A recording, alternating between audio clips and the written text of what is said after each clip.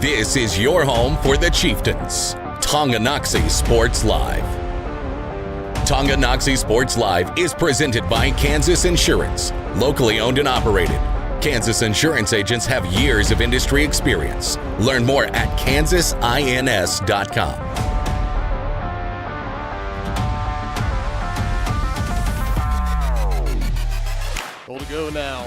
Again, left side. Chieftains have it working. Tanner Hand trying to stay on his feet. Back pedals in. Touchdown, Tonganoxie. This time, Talon's going to go play action. He's going to look for Todd Brown, trying to get behind a defender, and he does! Touchdown! Let's see what they want to do. Maslak, design keeper. Maslak cuts it into the end zone. Wow. Get in there, freshman, on senior night. Trying to go direct snap to Sylvie. Looking to pass. Puts it in the end zone. Intercepted. Elijah Hotel seals it for the Chieftains.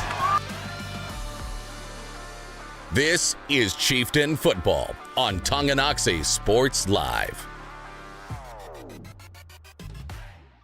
Welcome into the broadcast, everybody. Early start time tonight. Kickoff at 6 p.m. as we got another senior night presentation of Tonganoxie Sports Live, and it sets the table for a clash of two top teams in the Frontier League as your 4-2 Tonganoxie Chieftains take on the 5-1 and league-leading Eudora Cardinals tonight. As always, it is presented by Kansas Insurance. To see how they can help you protect what matters most, call 913-369-6600. Dylan Funk alongside Dennis Drennan here.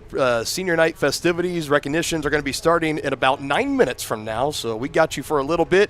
We'll cut away. We will air all of those. We got about 30 seniors about to be recognized here in a few moments. There's a lot. There are a lot. We will have it for you all right here, and then once that is done, we will get the second half of our SNS Body pregame show in and get you ready for kickoff. And Denny, let's talk about this matchup tonight. I said it there in the open. Two of the top teams in the Frontier League. Cardinals leading the pack at 5-1. Chieftains currently in third place at 4-2. Sandwiched in between is Spring Hill. And we go from last week, the 8 Mile Showdown, to, well, what this is kind of being dubbed as now the Battle of 222nd Street connects the main streets of Tonganoxie and Eudora, about 13 miles south. Should be a highly competitive and very physical game tonight.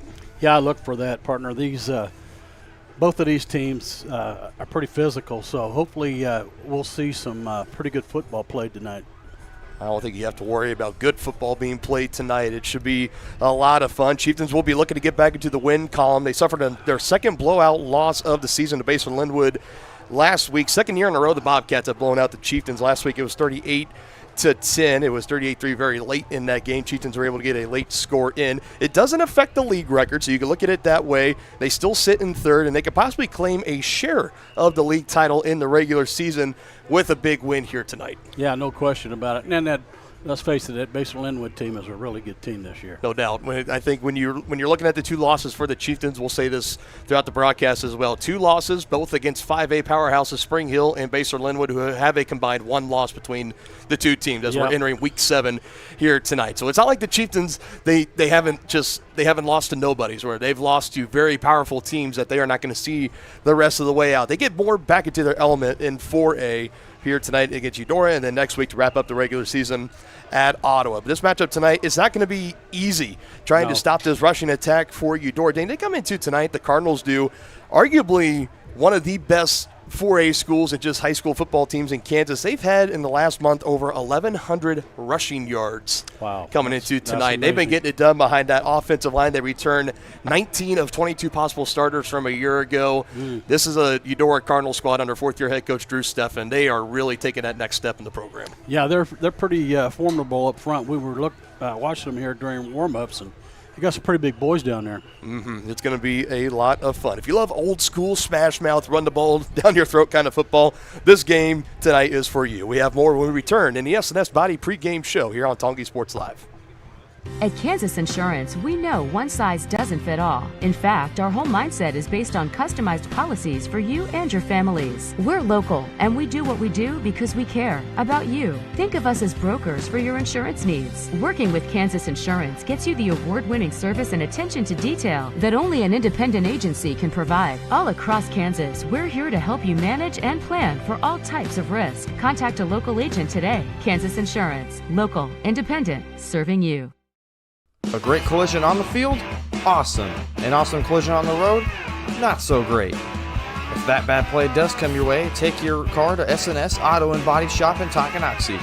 S&S has been the area's premier auto collision repair center since 1972, working on all makes and models, glass replacement, bumper repair, fiberglass and plastic, color matching, and so much more. And they work with all insurance companies.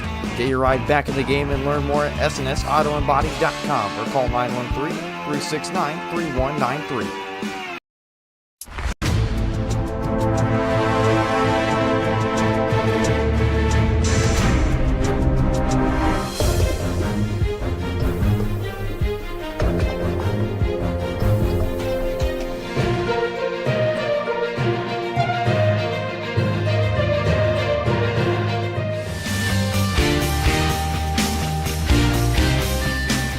For a winning team, contact White Birch Properties, the real estate MVPs.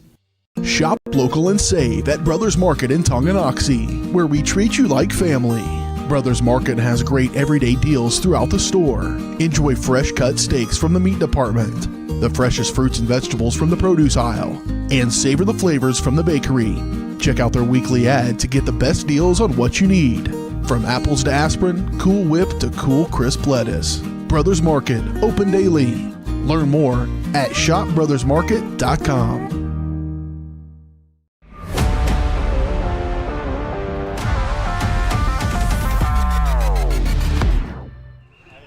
Rolling along here, S&S Body pregame show. We have one more segment in, then we will cut over to the senior night recognition ceremony, but it is time to take a look at our Week 7 area matchups presented by Wizard of Paws, Tonganoxie's family-owned pet grooming salon with a combined 48 years of experience. Schedule your pet's appointment today at wizardofpawstongi.com. Heavy emphasis looking around the action in 4A in our area matchups this week. Obviously, playoff action 2 weeks from tonight on Halloween, so looking around the action up there at the top, the Atchison Phoenix. They are at home tonight hosting the Parsons Vikings. The Phoenix obviously have been heavily involved as one of the top teams in 4A the past couple of years. A little more middle of the pack this year, but they are still a contender in 4A East.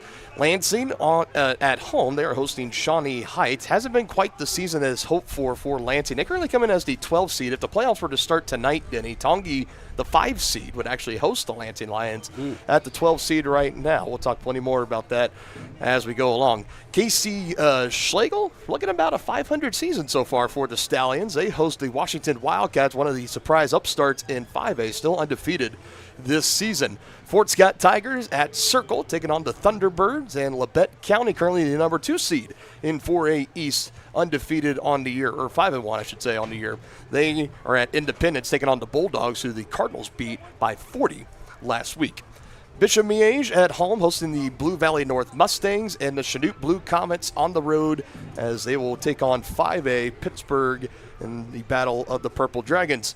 On to Frontier League action in Class 3A. You got the Baldwin Bulldogs finally at home. It's been a month since they've played their last home game. It's been a little over a month, actually. They're back home in Baldwin City taking on the Cyclones out of Bishop Ward. The Ottawa Cyclones at the Lewisburg Wildcats. We will see the Cyclones in Ottawa next week. Spring Hill Broncos at Emporia. A lot of Bronco fans going to be having their eye on this one tonight. Big Chieftain fans are the Broncos. They need the Cardinals to lose, and the Broncos need a win. That would put them for a tie for first and a share for the Frontier League title, potentially. Bonner Springs at Paola, and of course our matchup here tonight, Eudora and Tonganoxie. Should be a lot of fun here tonight. And we are still here.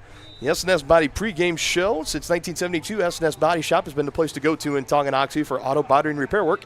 Get your ride back in the game today. Learn more at snsautoandbody.com or call them at the number 913-369-3193.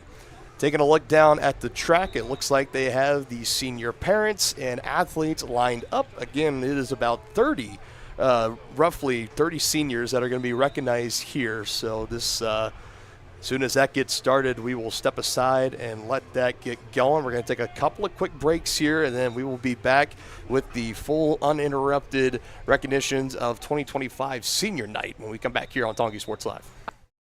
Does your roof have possible storm damage? Looking to get solar panels? Or is it just simply time to get it inspected? That's where Balmer Roofing and Solar come into play. Balmer Roofing has a combined 40 years of experience with JAF Master Elite and Emerald Pro contractors. The Balmer family and their team are ready to give your house a brand new roof or solar panels at an affordable cost with a 50-year warranty. Life has mishaps and they want nothing but your customer satisfaction. Let them prove why so many of your neighbors choose Balmer for their roofing projects. To schedule a free inspection, call 913-845-5252 or visit them online at balmerroofing.com. Your home for live, local sports. Varsity Sports Live delivers professional level coverage with high-quality video and broadcasters that know your schools and community. Touchdown, Tonganoxie! With the support of local businesses, you never pay to watch varsity sports. Live, local, free high school sports coverage. That's Varsity Sports Live. Grass gets it away. Moore's down the middle. And he makes the catch in the end zone. Touchdown, Trojans! Keep up with the action at varsitysportslive.com. Live, local, free high school sports. The Tonganoxie Recreation Commission is committed to creating community through parks, people, and programs. And now, with their all-new activity center, the Tonganoxie Rec Commission can do even more. Tongi Rec understands the benefits reaped through recreation are endless. Tongi Rec has a long list of classes, activities, and programs for the young and young at heart. For program pricing and schedules, call 913-845-3502. Visit them at the all-new activity center at the Tonganoxie High West Campus or go to tongirec.org.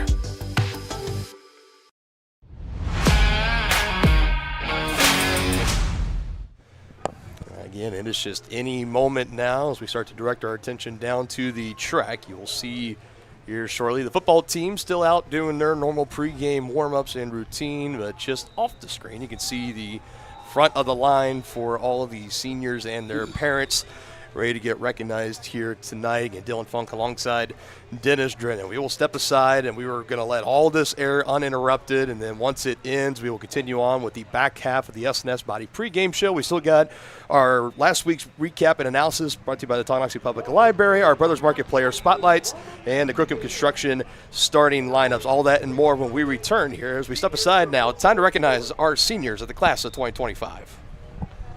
Our first senior is Annalisa Gerardo Munoz. She is escorted by Yasmina Gerardo Munoz and Gilberto Gerardo. She has been the manager for 4 years. The staff member she would like to recognize is Miss Hannah. Her message is, I am thankful for you. Thank you for everything you've done for me. After high school, she plans to attend Washburn University, study criminal justice, and open her own criminal law practice.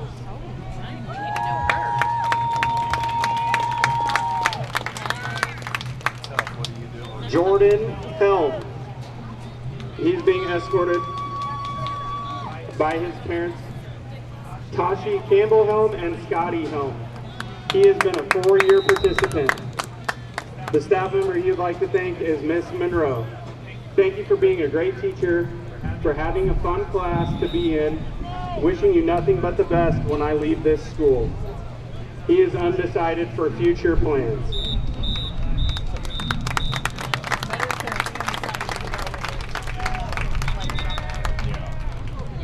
Brady Martin.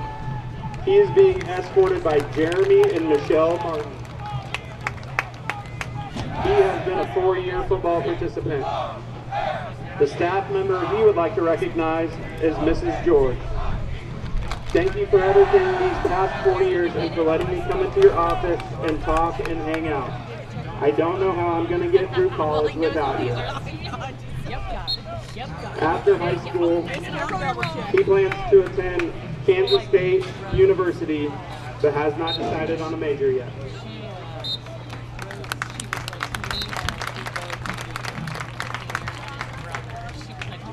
Jacob Marin. He's being escorted by Todd and Lori Marin. He is a 4-year football participant. The staff member he would like to recognize is Coach Holloway. Thank you for being a great coach, a great teacher.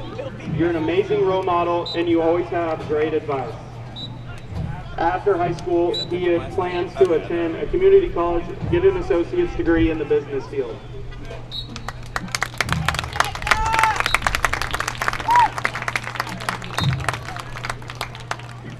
Hunter Nyhart. Hunter is being escorted by Kerry Neihart and Chad Daniels. He's a 4-year football participant.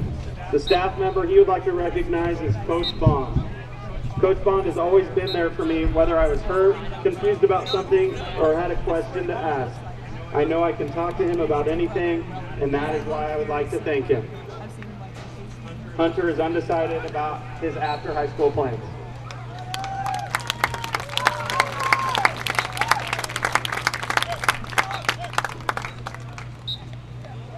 Gavin Rhodes. Gavin is being escorted by Dustin and Rachel Rhodes.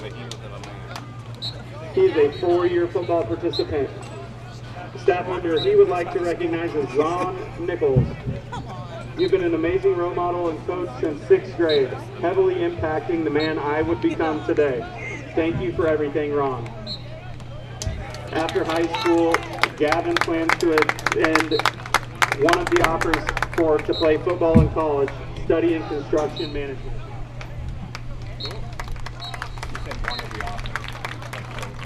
Corbin Truitt. He's being escorted by Dustin and Stephanie Truitt. He's a 4-year football participant.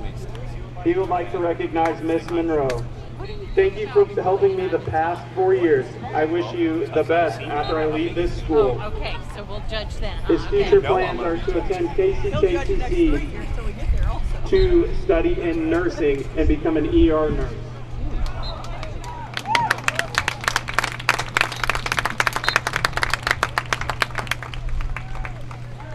Barron Dorn. Barron is escorted by Leslie and Matt Dorn. He's a 4-year football participant. The staff member he would like to recognize is Miss Rucker. I would like to thank her the most. Although I didn't learn the most, you made math fun. After high school, he plans to attend K-State and become a contractor in real estate.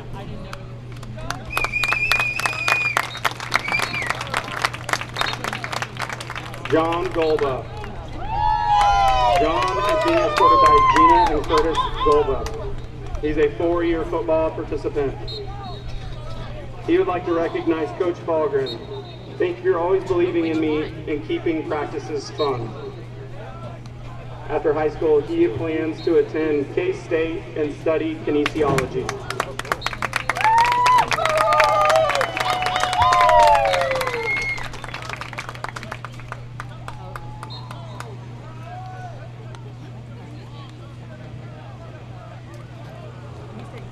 Your 2025-2026 football seniors.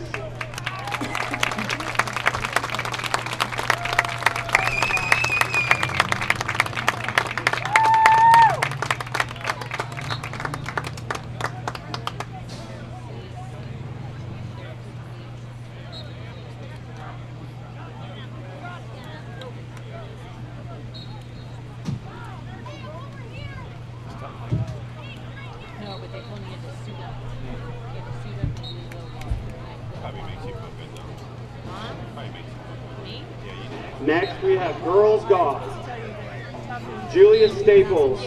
She is escorted by Kelly and Eric Staples. She is a 4-year girls golf participant. She would like to recognize Mr. Fahlgren. I'm going to miss our daily talks in which you were always honest with me, whether I wanted to hear it or not. You always looked out for me and had my best interests at heart. Thank you for always being my school dad. This is all going on at the team breakfast, okay? He kept yelling at Carter, being like, I did not say that. Carter's yelling, yes, you did, don't call me a liar. And then I'm sitting Gracelyn there Barnett. but I'm sitting there saying, She's being escorted by Jesse and Gage Barnett. She's a 4-year cross-country participant. She would like to recognize John Folsom. Thank you for always being someone to talk to and be a light for all students. After high school, she plans on continuing her academic career at KU in a nursing major. During the time, I plan to gain experience while working as a CNA. I know, you did really good on that team, yeah. Joanna Boone.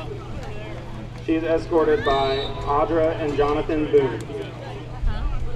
She's a 2-year cross-country participant. She would like to recognize Mr. Tollefson. Thank you for being the best homeroom teacher and helping me with whatever I needed. You are by far the wisest guy I know and the best coach I ever had.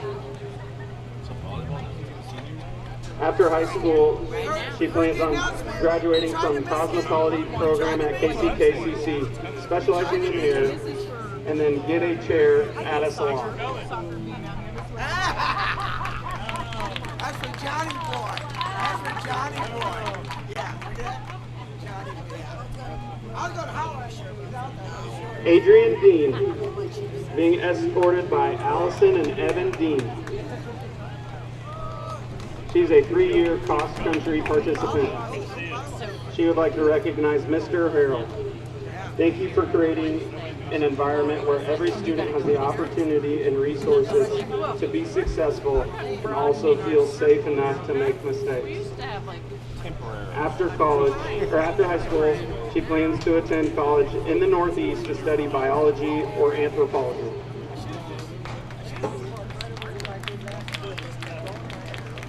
Mary Graveman, being escorted by Michael and Jennifer Graveman, 4-year cross-country participants. She would like to recognize Mr. Falgren. Thank you, Jamie, for always keeping a smile on my face and bantering with me during class. I've loved taking your classes. After high school, she plans on becoming a nurse and attending KU School of Nursing. I haven't even said anything. Let's see. I didn't even say anything to everyone thinks the same. Taylor Labino, being escorted by Jody and Tim Labino, 4-year cross-country participants. She would like to recognize Miss McCoy. Although we never got too close, you've always been the best teacher who has treated me with kindness, and I know that I can come to you without feeling judged, embarrassed, or looked down on. Thank you. After high school, she plans to earn her CNA certificate, pursue a BSN in the nursing next fall, and eventually contend her career in the Pacific Northwest while enjoying her hobbies.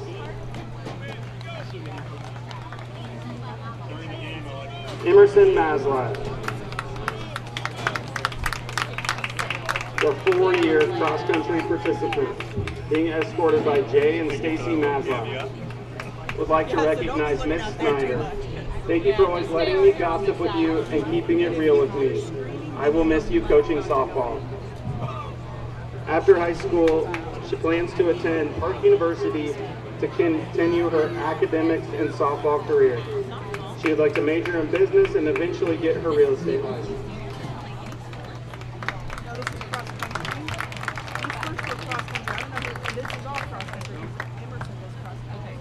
Dayton Shonifer. She is escorted by Karen and Brandon Shonifer, a 3-year cross-country participant. She would like to recognize John Paulson. Paulson has always been someone I've been able to trust and joke with. He's been a great role model and coach to me.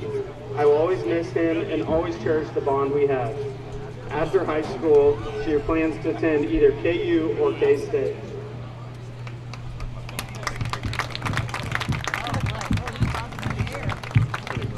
Grace Weatherford.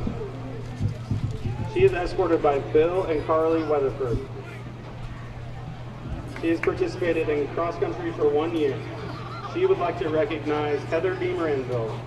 Thank you for making me feel like everyone else was crazy and not me when I was crashing out in your office.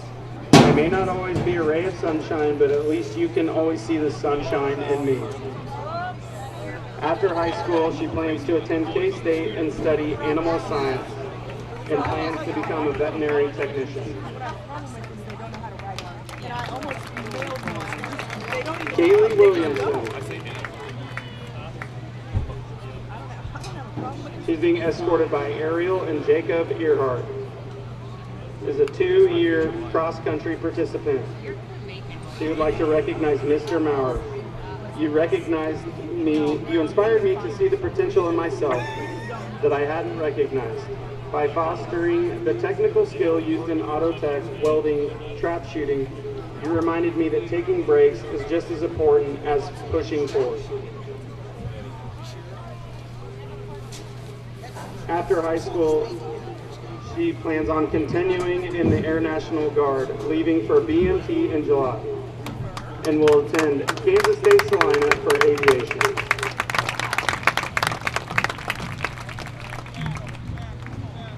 Autumn Wilson. She's being escorted by Joe and Scott Wilson, a 4-year cross-country participant. Staff member she would like to recognize is Adam Ludwin. You've always pushed me to be my best in everything. Thank you for being the one great coach and preparing me for my future.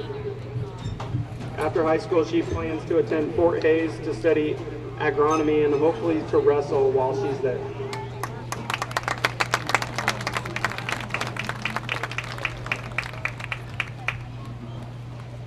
Kate Wilson. She's escorted by Brad and Lori Wilson, a 4-year cross-country participant. She would like to recognize Miss Rowe. Thank you for creating a safe and supportive environment in your classroom. You genuinely care for your students, value their opinions, and show up for them daily. After high school, she plans to study biology and psychology in college, aiming to work with animals and behavior and conservation while exploring her career path that best fits her.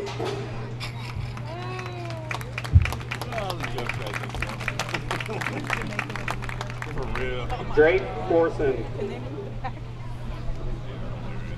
is being escorted by Shawnee Corson, the 1-year bowling participant. Would like to recognize Miss Coffee. Thank you for making me understand math more and the future problems I'll have, and encourage me to go into the electrician trade. Plans on studying electrical trade at Highland.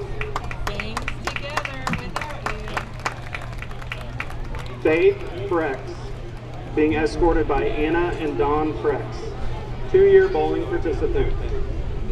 She would like to recognize Miss Snyder. You are very calm with every student you work with. You have been a great help to me every time I've had you in class. After high school, she plans to attend Barton Community College and major in agricultural business management or agronomy.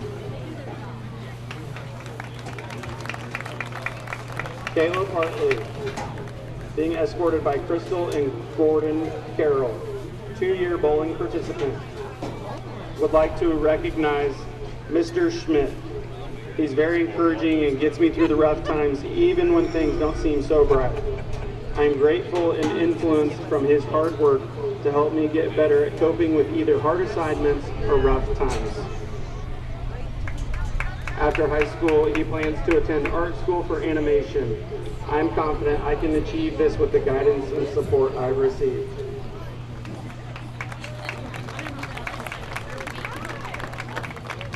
Mikey Rowe, being escorted by Mike Rowe, 2-year bowling participant. Would like to recognize Mr. Martin. Thank you for everything you've done for me. I appreciate you. After high school, they plan to graduate, get a job doing product design for mobility equipment. Your class of 2026 seniors. Yes, class of 2026. It's not 2020. It's the 2025 senior night broadcast, but it's the class of 2026. All of them being recognized here: football, girls golf, cross country, and unified bowling. That was the very last one that they just had there. We're going to step aside and we will be back. We're going to take a look at last week's game recap and analysis brought to you by the Tonganoxie Library next here on Tongi Sports Live. Does your roof have possible storm damage? Looking to get solar panels? Or is it just simply time to get it inspected? That's where Balmer Roofing and Solar come into play. Balmer Roofing has a combined 40 years of experience with JAF Master Elite and Emerald Pro contractors. The Balmer family and their team are ready to give your house a brand new roof or solar panels at an affordable cost with a 50-year warranty. Life has mishaps and they want nothing but your customer satisfaction. Let them prove why so many of your neighbors choose Balmer for their roofing projects. To schedule a free inspection, call 913-845-5252 or visit them online at balmerroofing.com. Your one stop for beauty and relaxation. That's the Beauty Bar Salon and Spa in downtown Tonganoxie, offering services for men's and women's haircuts, facial waxing, tanning, makeup, bridal services, and more. Their team is dedicated to providing a memorable experience for each guest. From vibrant styles and colors to soothing massages, they have everything you need to look and feel amazing.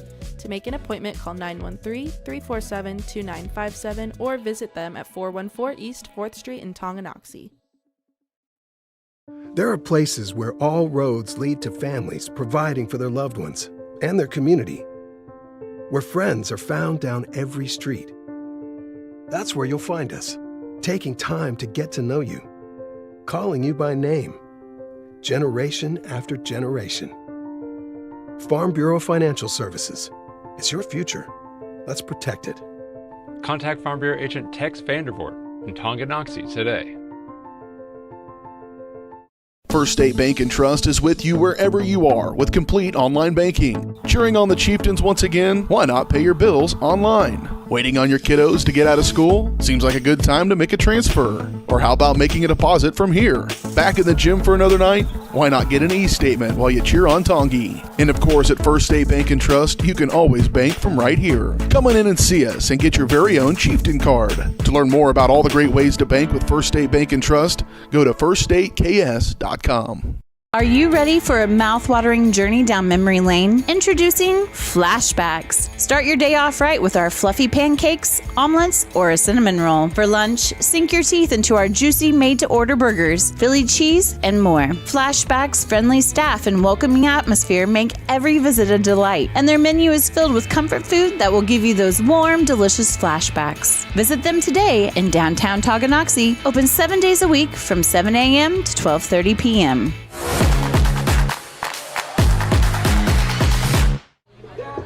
Back here, still rolling along. S&S Body pregame show. It's now time to take a look at last week's game. Recap and analysis brought to you by the Tonganoxie Public Library. Why pay for downloadable audio books when you can stream them for free with a Tonganoxie library card? Download the Libby app or visit the library's website to learn more. 8-mile showdown last week. We start in the first quarter. Bobcats with the ball. This is a fourth down play, about 4th and 2. Chieftains were in the backfield, able to break a couple of tackles and get away, and that would lead to a couple of plays later. Carson Dixon, one of his 5 total touchdowns on the night, he hits his running back Peter Rodriguez, who was out the past 2 weeks before, for a 32-yard touchdown, 7-0. Chieftains get the ball back, and from behind, Bodie, his first lost fumble this season. Already not the best of starts for Tongi, and Carson would take it in, 2-yard rushing touchdown there. That's a quick 14-0 spurt in the first quarter for Baser Linwood. Then they would follow it up here. Shades of Sean Payton and the Saints back in the Super Bowl. A surprise onside kick. No one was expecting it except Baser as they get the recovery. But the Tonganoxie defense said, not so fast, my friend. Roman Miller gets his legs cut out underneath him, tackled by Jack Reichman. He had a great game last week. Chieftains get the ball. This is a 14-play drive that would see the Chieftains inside the 5-yard line. Bodie thought he was not down. They ruled him down at the 4. So they bring on the field goal unit on 4th down. Cody Lobb's kick deflected, but it skips through his first field goal of the season from 20 yards out. 14-3 in the ball game, and we move on to the second quarter. First reception of the game for Nash Morrison, the star receiver for Baser Linwood. He gets one there, breaks a tackle, and Carson Dixon would find him here as he gets into the end zone. That's a 5-yard touchdown and a quick 21-3 lead. Chieftains trying to run the ball again. Baser starting to key in on it, so this would be a punt here. Final seconds of the second quarter, under 20 to go. Ty Darding has to go back for that punt, makes a cut at the 30, past the 40 in midfield, and a shoestring tackle is going to be made here, and that would keep the Bobcats from having the big touchdown at least to end the first half. Chieftains prevent defense, wide open under middle. Roman Miller heads up play here, sliding down, getting the timeout. This would set up the field goal try from Zimbelman. He knocks it in from 39 yards, could have been good from 50-plus yards. 24-3 into the third quarter we go. Bobcats still with the lead, and they're going to continue to add on to it here. Big run up the middle for Gavin Mitchell, and then a few plays later, Dixon looks to his right, throws to his left. Roman Miller wide open, a 2-yard touchdown in the route. From that point, was pretty much on for Basehor Linwood. Tongi trying to convert here on a 4th down. Got to have it, and they do not. Bobcats would get the ball back. Dixon again finds Roman Miller, high-pointed it down inside the 5. And then the Bobcats would punch it in on this next play. Carson Dixon breaks a tackle. Again, 5 total touchdowns, 3 passing, 2 rushing on the night for him. He would lead the Bobcats to a huge night. But the Chieftains, they fight to the end. Here's a kickoff return going to be taken by Jacob Marins. He had a seam, hits his window. Only the kicker to beat, trying to weave his way around, but would be brought down inside the Bobcat 40 into the 4th quarter. Running clock was on. Chieftains still fighting. Bodie Maslak, nice throw on the run, finds the receiver on the far side. Another 3rd and long play, 3rd down and 9. Classic Bodie rolls out, avoids the rush, finds his man downfield. Brady Martin, how big has he been since coming back into this offense, into this team in general? Nice run after the catch, takes the Chieftains goal to go, and Bodie at 4th and 1 at the 1-yard line would take it in, a 1-yard rushing touchdown. But in the end, not the night the Chieftains wanted. They drop it to the Bobcats 38-10 as they lose the 8-mile showdown for the 2nd year in a row. Another rivalry matchup of sorts here tonight as they host the Eudora Cardinals. We will give you the player spotlights for both teams presented by Brothers Market next when we return. More toppings, more taste, more value. Gambino's Pizza. You're gonna love it. Taste mouth-watering flavors in our new Chicken Bacon Ranch Pizza. Bring a crowd to feast on our 11 toppings Mobster Pizza. Pizzas with quality meats and a 100% real cheese, like our triple tasty seasoned sausage cravers pizza. Try favorites like pastas, calzones, sandwiches, appetizers, salads, and desserts. More toppings, more taste, more value. Gambino's Pizza. You're gonna love it. For projects big or small, Southern Star asks you to always call 811 before you dig. It's free, easy, and keeps our community safe. After calling 811, a professional will use paint or flags to mark buried utility lines within a few days. And calling 811 is the law. Hitting underground lines can disrupt utility service and cause serious injury. Safety is in your hands. Every dig, every time. Hey, you ready to go to my mom's? Well, I can't go today. I have to mow. It's probably going to take all day. Well, that's too bad. Don't work too hard.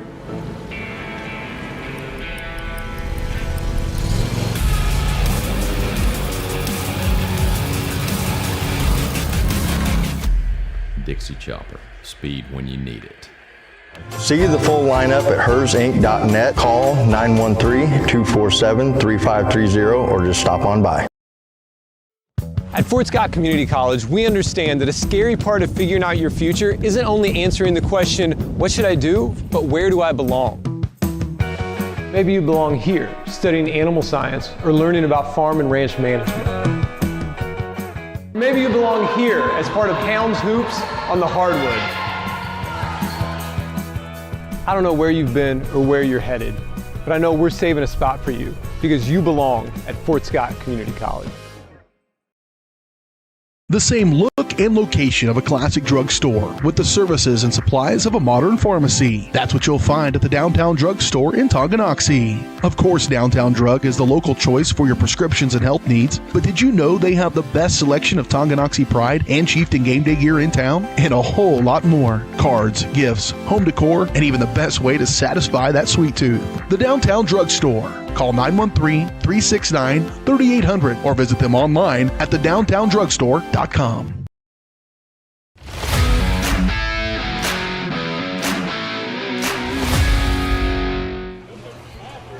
Still here, SNS Body pregame show, and folks, it's going to be a little bit of a wet one tonight, a little soggy as rain is in the forecast as it is starting to come down at its heaviest here. They did move the start time to this game day from 7 o'clock to 6 o'clock as there is some more heavier stuff that's going to be coming in. This system currently probably right around kickoff or shortly after should be making its way out.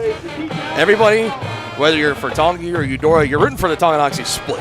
Yeah, absolutely. that thing is for sure. But rain is coming down here. Folks start to put on the rain jackets, ponchos, busting out the umbrellas, trying to stay dry and warm in this one. What's expected to be a great game tonight. Let's talk about our player spotlight tonight presented by Brothers Market, where they treat you like family. And We're going to start over on that Eudora side. I got 3 for you, Denny. First, we're going to start in the backfield with, they have him listed as a fullback, but he's really a running back, Grayson Moody, who we saw him last year in the game at Eudora as a sophomore. Really broke onto the scene.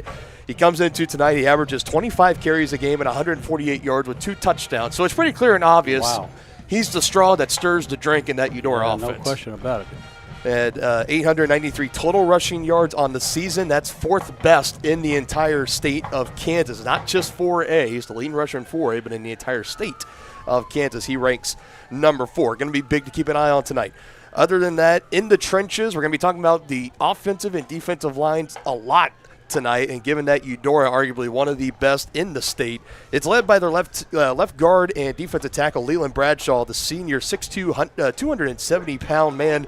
He's pretty much just 270 pounds of pure rage and muscle. Yeah. He is a load to take on. They like to run behind him. You're going to see him be pulled a lot. The Cards will bring pull 1 guard, 2 guards at times. They'll have a tight end in there, or another slot receiver in motion to be thrown in as a blocker. But they like to run behind Bradshaw, so he's a good idea to look out there. If you see number 72, wherever he's going on the play, usually Grayson Moody or whoever's carrying the ball is running right behind him. And outside of that, it's the quarterback position. You're going to see probably 2 tonight for Eudora. It's Houston Carnegie and Cy Thomas. Cy Thomas, the young sophomore, and Houston Carnegie is the junior. And, Denny, they both operate the offense the same way. This is a flexbone style offense. They're going to be running the ball about 85% of the time as the Cardinals make their way onto the field. So really the quarterbacks, in that kind of offense, the option, you got to be able to know who you're handing the ball to, when you're going to hand them the ball, and if you're going to take it yourself. They both kind of have similar skill sets, but if one maybe has a drive where they go 3 and out like they did last week, it was Cy Thomas that got the start. Cards went 3 and out. Second drive, they put in Houston Carnegie. They would score like 50-plus points unanswered. So that's the whole thing. The quarterback has to make the defensive reads. Yes. And, he's got his eye on, like the defensive end if he crashes down, or, the tackles and guards, what they're doing. You got to know when to keep that ball and run or give it up. Like I said, that flex bone is going to be something the Chieftains are going to have to slow down tonight. Yeah, definitely. I mean, if you want to slow down Eudora, you better find a way to slow down that rushing offense. As like we mentioned before the senior night festivities started, Eudora has over 1,100 yards rushing just in the past 4 weeks alone coming into tonight. That is a lot. Those are your player spotlights tonight, presented by Brothers Market, as we are just now waiting for the arrival of the Chieftains. They are still in the tunnel right now, so we will cut it over to them whenever they do come out. But let's go ahead and take a look at the starting lineups tonight. These are going to be brought to you by Crookham Construction, performing a wide variety of concrete construction and special project services throughout the area. They're hardworking people with small-town family values. Find more information at crookhamconstruction.com. Again, the offense mostly stays unchanged. You're still going to see Brady Martin in that tight end spot. It's on the defensive side, and this is the question for me, Denny, because for Coach Troyer, I give him credit. He's been playing a little coy this week. They ran a 3-4 defense up front last week against Basler Linwood. Traditionally, they run a 4-2. Are they going to do that tonight against Eudora? We got to find a way to stop the rushing attack. So you're going to come back with that 3-4. You're going to have a 4-2 look. We'll just have to wait and see. But it's going to consist of mainly these players. As you can see the rain in the background, it is really starting to come down here. But again, these are your starting lineups here tonight, presented by Crookham Construction. Dylan Funk alongside Dennis Drennan here. And Denny, thank goodness for the broadcast booth here at Beatty Field. You and I and our camera op and everybody, all the equipment, bone dry and nice and cool in here. We got the fan going. And again, we're just waiting for the Chieftains to take the field. The Cardinals are already out on their sideline. You see them, they're rocking the white on whites tonight, which in a rain game, hey, why not do that? So we're just waiting for the Chieftains. Again, looking around, I haven't heard anything like of any possible lightning delays or anything like that. Of course, when there's any systems like this, you always got to take that into consideration because you can play under a lot of conditions, but you can't play in lightning in football, especially, much less any really outdoor sport. We did just have Josie East as athletic director. He was on the phone. He just walked by us and went into the PA booth as just in an instant. The rain was coming down hard. Now it's kind of slowing down a little bit. So, we're just kind of waiting and seeing. But for the Cardinals right now, you got to feel a little kind of disgruntled right now because you thought both teams were taking the field. In fact, it's just you to stand outside in the pouring rain while your opposition in Tonganoxie, they're still dry for now, at least in the locker room. So still no sign of them coming out of that door yet. As the rain, it seems like somebody just turned the spigot off, as it is now. Yeah, now stopped. It was a frog strangler, as my dad used to say, and now frog it's just strangler, huh? Yeah, and now it's just a kind of a steady drizzle. Yeah, so we're just waiting for the Chieftains to come out and take the field in this one. Well, Danny, I guess while we have some time, let's get to some keys of the game tonight. Brought to you by First Security Bank, your locally owned community bank in Tonganoxie. Stop by and meet their friendly staff today at 415 Stone Creek Drive. First Security Bank, proud supporters of Chieftain Athletics. And I got a couple. I'm sure you probably have some on your mind too. Number one, I think this might be something you and I both have, but if there's a time to know your assignment on defense, it is this game here tonight. If there's ever a week where it's the most kind of mentally exhausting on the front 6 or 7 of a defense in Tongi football history, it's always going into playing Eudora in this flex-bone offense. Yeah, I mean, you have to be assignment sound. If you're not, then you're going to have a long night. But one of the keys that I have is Tonganoxie needs to be a little more balanced on offense tonight. But I think they want to muddy this game up, partner, and I think if they can put together long time-eating drives that end in scores and keeping that flex bone on the sideline, so to speak, I think that's going to really improve their chances of coming out with a W. Muddied the game up, well said, with the rain that just came down here. It is on a turf field, so you won't see much mud, but definitely on point with what you're saying there. Another thing for me, I go back and look, Eudora really had that signature win against Spring Hill. That was the one that really put them on the mark of everyone saying, oh, God, they actually have a chance to be a contender in 4A as the Chieftains now make their way out of the tunnel as they are welcomed by the home fans here tonight.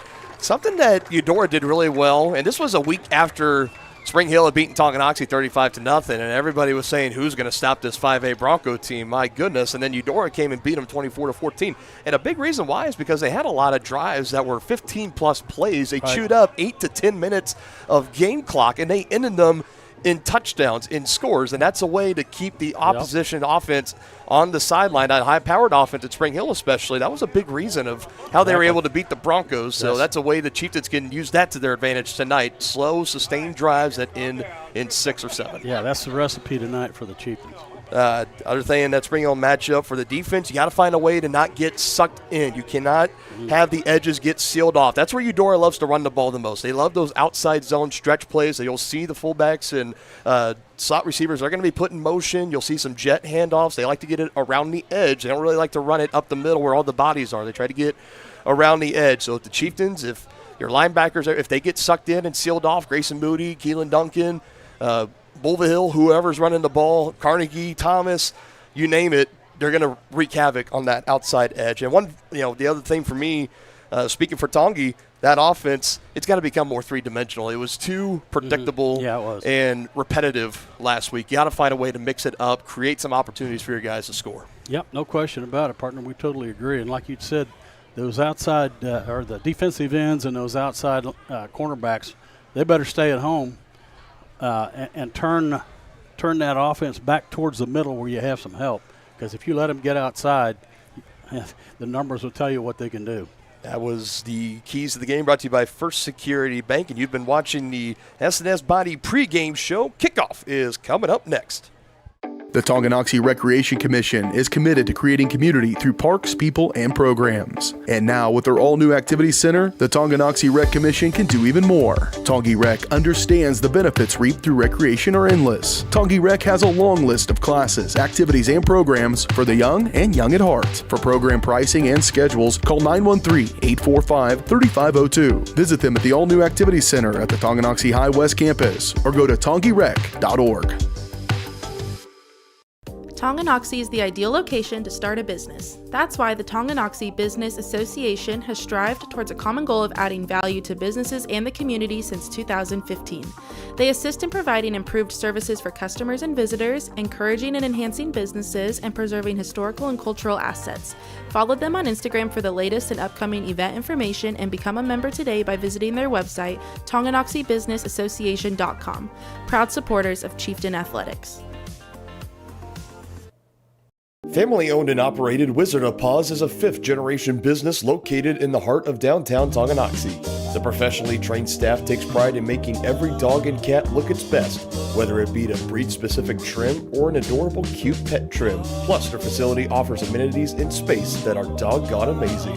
Call Wizard of Paws to make your appointment at 913-416-0255 or visit them at 406 East 4th Street in Tonganoxie.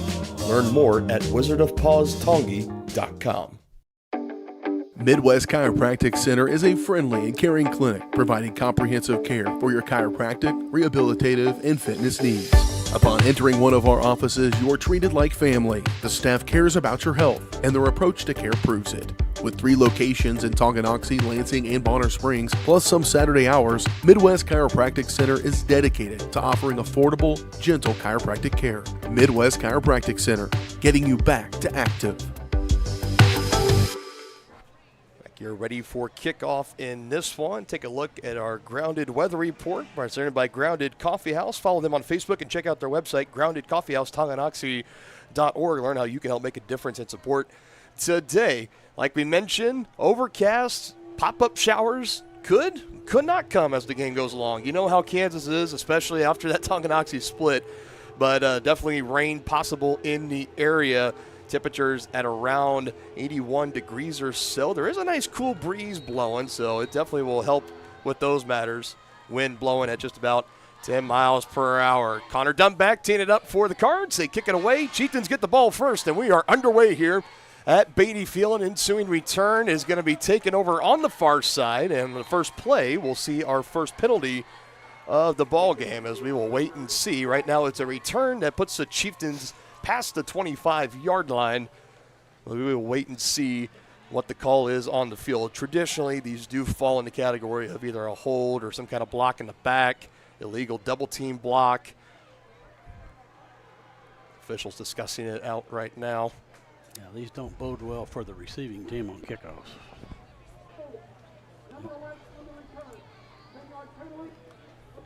So it is going to be a holding penalty, and for the Chieftains, who, you know, I go to a couple of weeks ago, penalties were really becoming a problem. They had 24 combined in the homecoming game against Lansing and that road matchup at Paola, but between Bonner Springs and Basel Linwood, they had, you know, under 5 combined, and now they get one right out of the gates here, so that'll move the return back.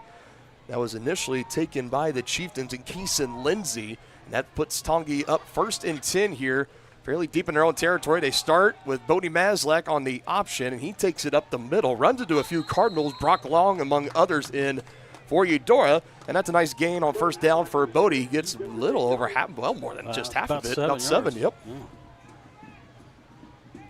Good job there by Bodie. This is what we're talking about, partner. If they can run the ball, keep that clock going, and end up with touchdowns, that's a recipe for a win. Bodie just had 10 yards on 7 carries last week, so already if he's able to run for a first down or more, he already meets that total and beats it. They're going to hand it off this time. Outside play to the right. Blake Riedel able to break away, running through a couple of arm tackles. Eventually slung down to the ground. Number 21, Keelan Duncan in there for Eudora.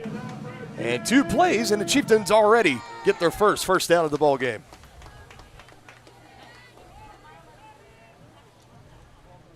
So far, so good.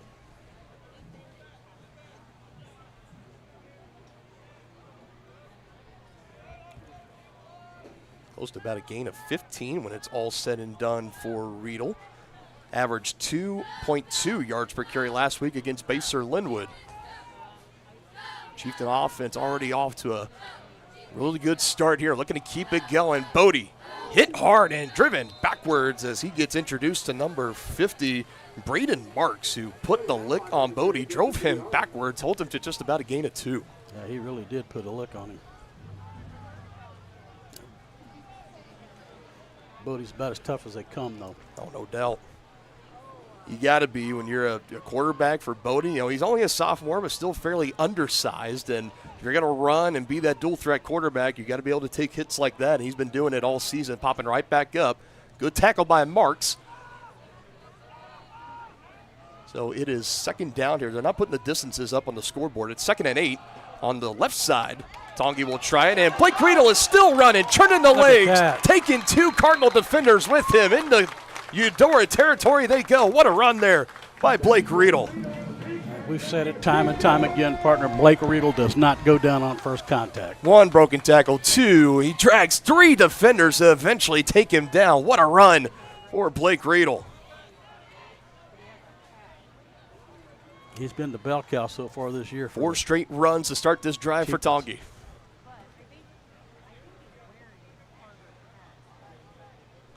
+20 ripped off there by Riedel on the left side, able to find some space. 2 receivers near side. Bodie going to run behind Riedel, blocking on the left side again, and Bodie will rip off another gain, about 5 or 6 here for Tongi.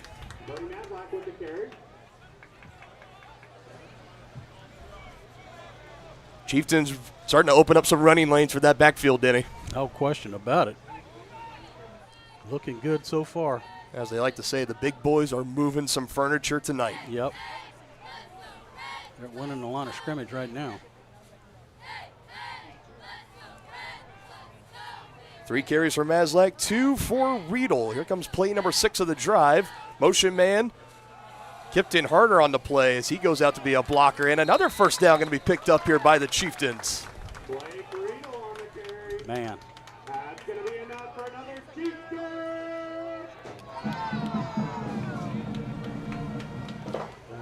Just what the doctor ordered, partner. And how about the Chiefs? You know, already 3 first downs on this drive, and they've been doing it all on the ground. Haven't even entertained the idea of throwing the ball. Yeah, you got to keep an eye on Eudora, though. If they start stacking that box, then you're going to have to open it up. 'Cause that's what happened last week against Baser Linwood. They stacked the box, and it made it tough running. And they dropped the snap there initially, still able to bounce around. A nice spin move. Blake Riedel in a play that looked like could have been going for nowhere as Marks will drive him backwards with the help of Brock Long. Still able to make something out of it. He's got about 3.5 or 4. Yeah. Yeah, he made something out of nothing right there.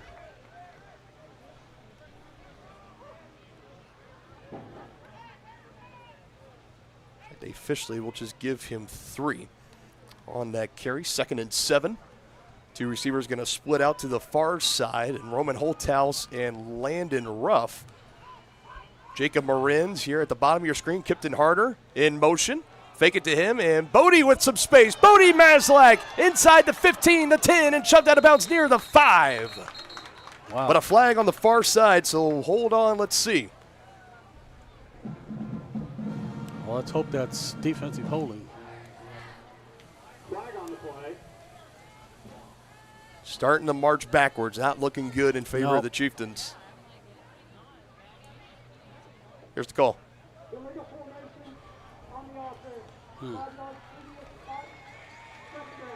So an illegal formation called there. And if there's ever been a time around the Kansas City area and talking about illegal formations in football, Denny, it's been all this past week. Heavy conversations after that play in the Detroit-Kansas City game. But for Harder, they put him there in motion, and they are going to say illegal formation was the play there. So instead of 1st and goal near the 5, now you're backed up 2nd and 12. The ball is spotted at the Eudora 32. Yeah, puts them behind the sticks for the first time tonight. Big play taken off the board there. Bodie going to try to run it again, waiting patiently, bounce off one hitter. He's going to be wrapped up again by Braden Marks. He's been making plays all over now for Eudora. And here we go, first test of the ball game for Tongi, 3rd and long. 3rd down and 9 to be exact. I say this is 4-down territory, though, partner. Still have not passed the ball yet. It's been all rushing. 9th play of the drive going to come up here. The first 3rd down the Chieftains had faced. They've used up about half of this first quarter. Harder. I'm going to put him in motion again. It's pretty much the exact play they ran that got called back, and Bodie, maybe a good indication that this is going to be 4-down territory, as he isn't going to pick up the first. He does take it to the 24. Going to need to get to about the 20, so we'll call it 4th and 4. Yep, that's what it looks like. Yeah, it's definitely 4-down territory here. As Silas McCoy is going to make his way into the game. Paxton Summers comes out. It's probably him and Riedel going to be in the backfield, and the Chieftains, no hesitation. They're going to go for it on 4th down as we're close to about halfway through this opening quarter already. Big play here. 4th and 4, need to get it to the 20. Harder in motion again on the ground. Riedel is not going to get it. Might have even lost a yard, and a promising drive for the Chieftains is going to come up dry.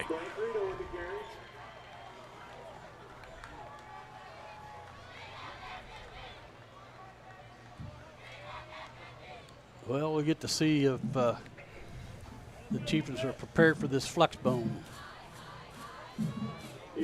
So what we think about that, Daniel? It's 10-play drive there, all on the ground, no passing game. We had just mentioned of making the offense more three-dimensional. The run game was going well, but you could tell there towards the end, Eudora was able to key in on it a little bit. Try it on 4th and 4, ended up losing a yard, so a -1 carry for Blake Riedel. And here we go with the Cardinals, their first time out on the field. In this flex bone style offense, you see some shifting there for the Chieftains. They pitch it. Moody waiting for something to open up. Not going to happen as he is hit. And Chieftains will drive him backwards, and Grayson Moody will start with a 1-yard loss. That's how you defend it. You rally to the ball. Baron Dorn and many other Chieftains in on the stop. And like you mentioned, Denny, that's the key right there to slow down this Eudora offense. You saw the way the Chieftains just crashed everything, not letting something open up. Moody had to sit there and wait. That gave Baron Dorn enough time to come in on the backside, wrap him up, bring him down.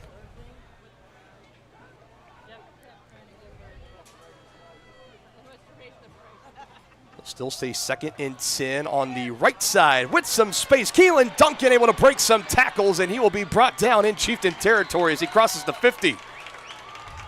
Huge game. About 31 it looks like it's going to be on the ground.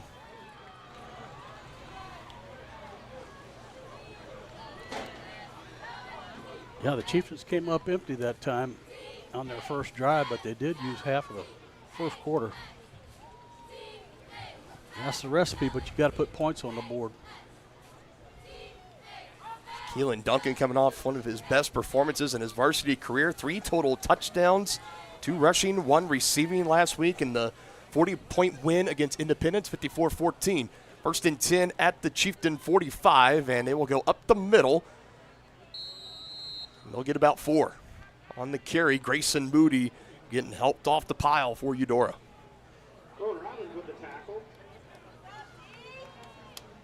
I mean, it's even up here in the booth, you got to kind of watch an extra second longer just to see where exactly the ball is going. There's a lot of window dressing motions there for Eudora. Well, watch this, partner. The Eudora quarterback, he's squatting down behind the center. You can't even hardly see him. That's the junior Houston Carnegie. We mentioned him and Cy Thomas, the sophomore. They'll be kind of changed in and out. You see that? Yeah. He's squatted down so far you can't tell where the ball is. Up the middle, Moody again, and he's close to that line to gain. About 3rd and short coming up here. Yeah, I mean, folks at home, you can see it.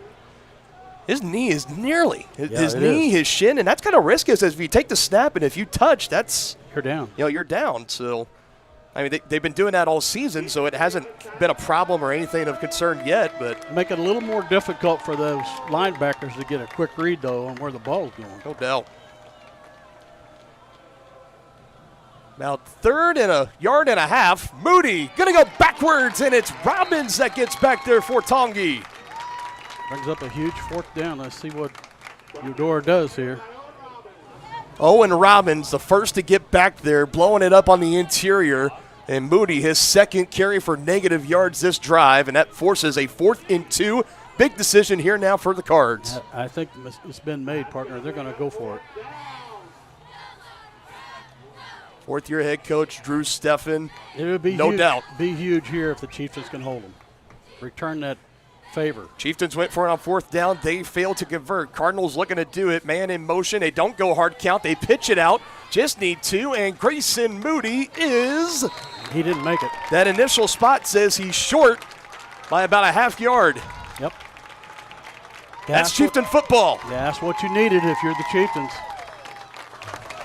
Take a look at the replay here. Needed to get to about the 34. He was just short. I think he got to the 35. Robbins in there again. Gavin Rhodes not far away either. And both teams on their opening drive go for it on 4th downs and turn it over on downs.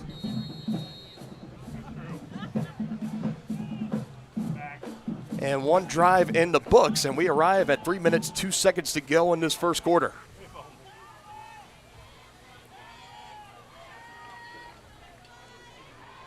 Big stop there for this Chieftain defense. What can the offense do? First pass, Bodie letting it air out. Marins, he's got it. Jacob Marins down near the 20. Chieftains in the red zone. That'll loosen up that defense. Some Chieftain fans begging for like a horse collar, Yeah, which well, I don't necessarily blame them. Yeah, he had it, but he did let go of it. He didn't yank on it.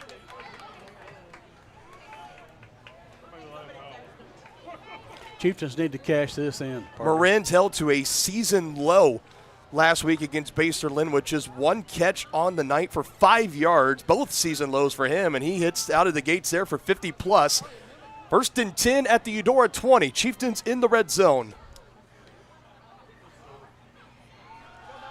Back on the ground, Bodie around the edge and taking a couple of defenders with him, and he will be hauled up at around the 14. Another nice gain for Bodie. About a 5 yard. No, it's about 6 yards. Fake the give to Riedel, able to get around the edge. That's what makes Bodie so dangerous, is the way that he's just so quick and elusive. And once he can get around the edge, he can get around arm tackles. He's a smaller guy, but arm tackles still aren't going to be enough to really bring him down. Able to outrun a couple there from the Cards. Another gain of about 6 on the ground. Riedel makes a cut, and he will dive out near the 10, 3rd and short. About 3rd and 1, a long one.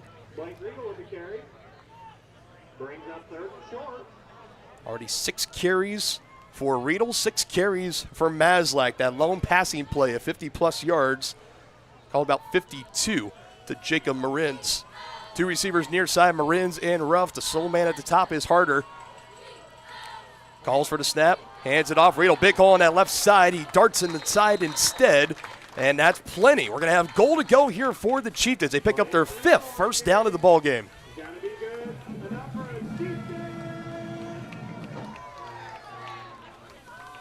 Already, Denny, this offense, much more positive momentum going for him at this point in the game, as we're already under a minute to go in this first quarter. It's just our 3rd drive of the game.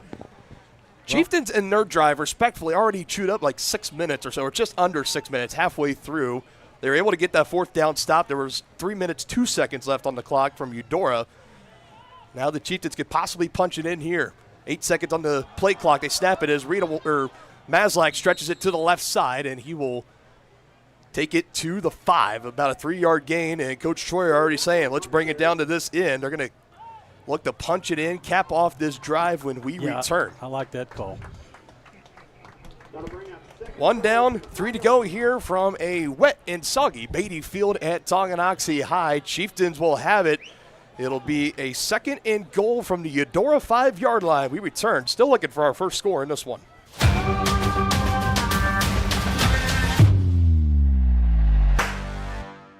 Hi, do you offer insurance bundling? Enter authentication code to start transaction. Where would I get the code? Please enter code.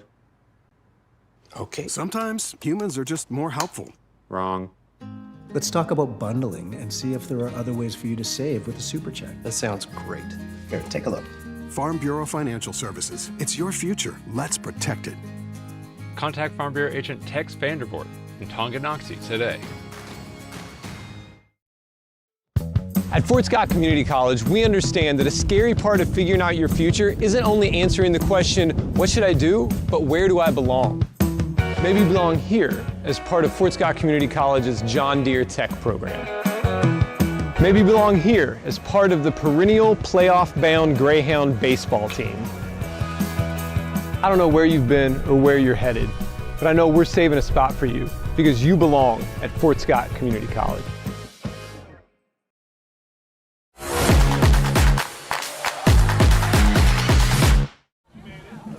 We had mentioned that this is a game for those that love the old school run the ball down your throat, smash mouth kind of football. This is what we've seen. Only one passing play the entire ball game. That was for the Chieftains. Big part of setting up this red zone drive as Bodie will fake it to two Chieftains, trying to run it up the middle. And that just short. Down second and goal from the 5, and it looks like they're going to spot him at around the 3. Mm-hmm. It continues to be Bodie and Riedel that just continue to keep stride with each other. Now both 7 carries in this ball game. Ruff coming back in. And I think, without a doubt, you got 2 downs to get 3 yards here. No question. Riedel to the left side of Maslak. 2 receivers out wide. Bodie up the middle. Riedel touchdown is in. Touchdown, Chieftains. Yeah, man, that's what you need right there if you're a Chieftain fan.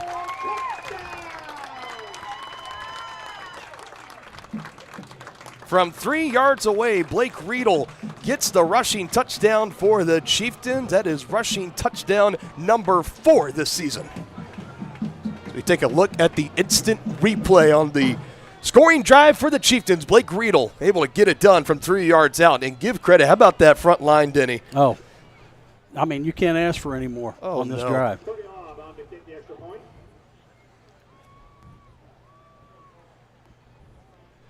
Lob on for the extra point. He swings it through, and it is good. And the Chieftains will take the 7-0 lead. Just getting things started in the second quarter. Blake Riedel from 3 yards away, able to find pay dirt. And what's important here, partner? Yeah.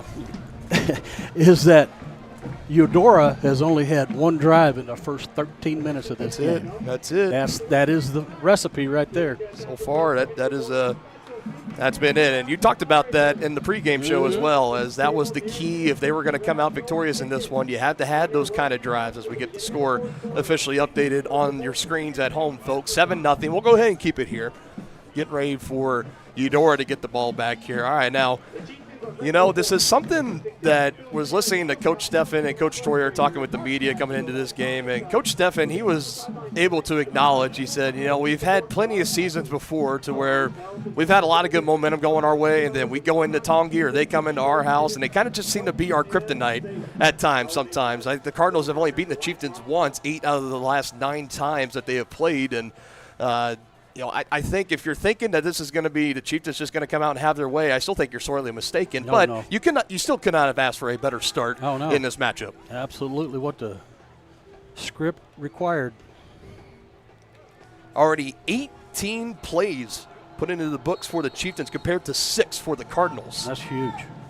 Picked up 5 first downs along the way, 1 for 2 on third down conversions. That last being the 3rd and goal from the 3 for the touchdown for Blake Riedel. Here's an angling out return. Des Hubler able to get around the edge, and he will take it past the 50 and finally taken out of bounds as he crosses the Chieftains 40. And they will officially spot him, I think, right at the 40s where he looked to go out of bounds, maybe just a yard, half yard past it. And now the Cardinals, after seeing the Chieftains get the score, get great starting field position as they try to answer. Yeah, they do. They're going to beat the 39 of the Chieftains.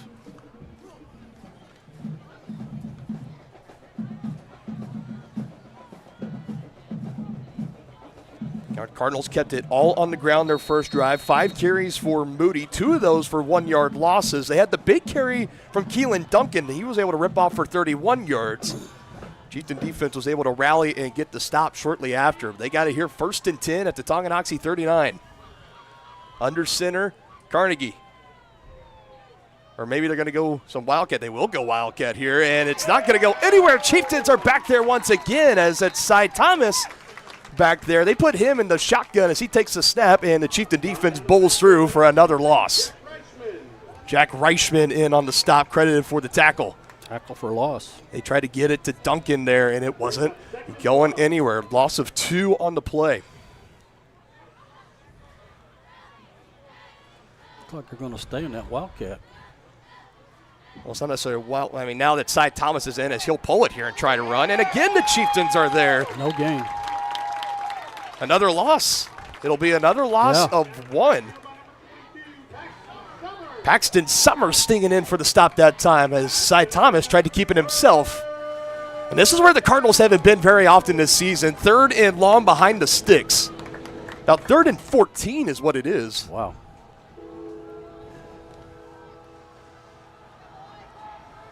Be huge for the Chieftains to hold them here.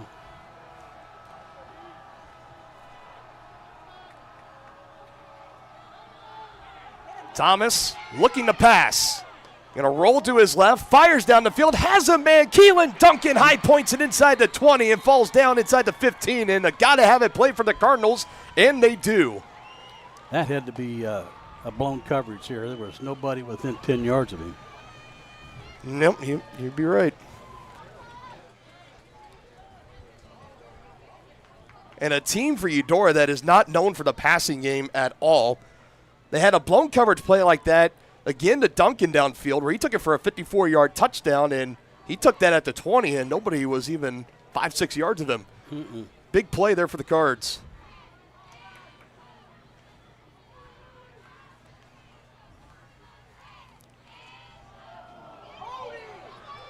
Now Moody going to stretch it out to the left. Chieftain fans want a holding call. They won't get it. And a big chunk picked up there on first down by Grayson Moody.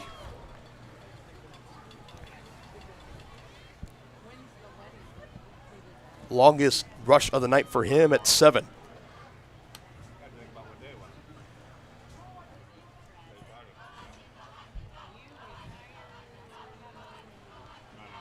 Cardinals have played a clean game so far. No penalties. There's been 2. Both have been against Tonganoxie.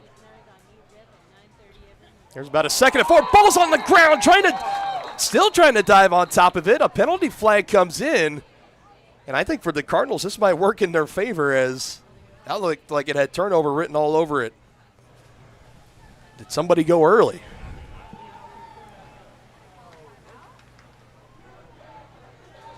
What? That ball was definitely on the ground. And the penalty against Eudora, false start. And that is a saving grace there for Eudora. So right on cue when I say they're playing a clean game. They get their first penalty, and it saves a turnover. Now 2nd and 9.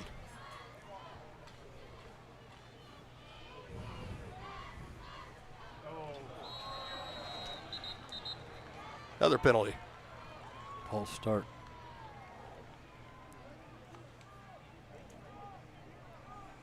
Nah, it's going to be a neutral zone or encroachment on the Chieftains. Someone getting a little too eager. Yep. And the Chieftains give those 5 yards right back, because not sure if Eudora went with that hard count or what, but it got the Chieftains to come across early. And when it's all said and done, it's still the next snap for the Cards will be 2nd and 4.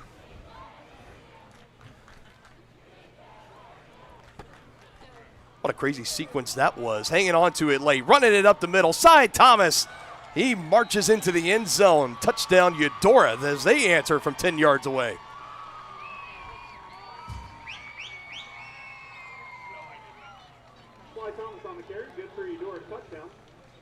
So they make the change at quarterback. Carnegie, the side Thomas.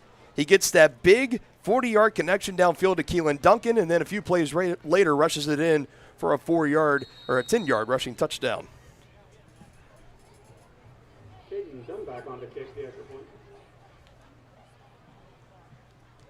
Dumback.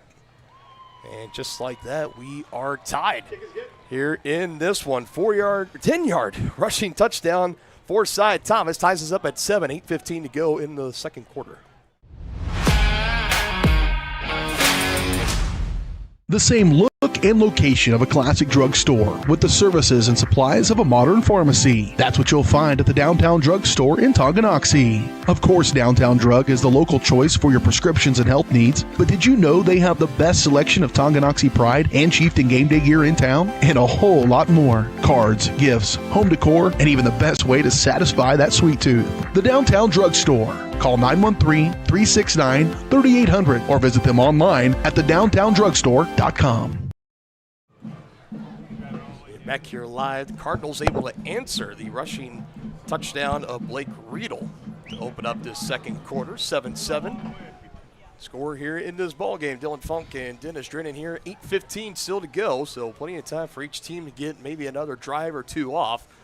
And the way that both of these teams just have an ability of kind of keeping the ball for long periods of time, Denny. Well, Dongy, this might be the last drive. Well, that's what I was just going to say, partner. The perfect scenario would be the Chieftains to keep it for 8 minutes and punch it in for a touchdown. Cardinals make the change at quarterback. Houston Carnegie outside, Thomas in.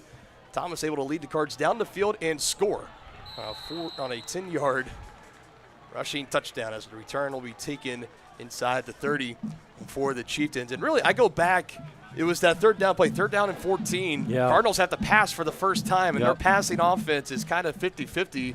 You never quite know exactly what you're going to get, but it was blown coverage down the field. Keelan Duncan got away. Yeah, he was all by himself. And give credit to that Eudora line, too. They gave Thomas plenty of time for him to get out of the pocket, roll to the left, and found Duncan. And then a few plays later, Thomas able to rush it in for the touchdown. So Chieftains will now look to respond here. 1st and 10 at the Cardinal 33, or at their own 33. As they're going to go on the ground. Running game has been heavily relied on for both of these teams. It's a little bit of a scrum here as forward progress will be stopped.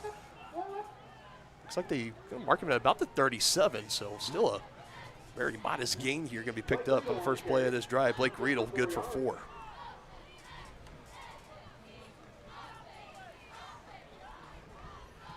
And you go back on that scoring drive, too.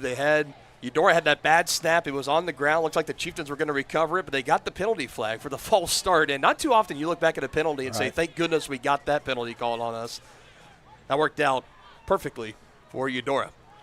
Play action. Bodie with time will throw short just past the line of scrimmage and a couple of more. 3rd and medium coming up now for the Chieftains. As Kipton Harder is able to bring in his first catch of the night. Only 2nd completion of the night for Bodie in this Chieftain offense.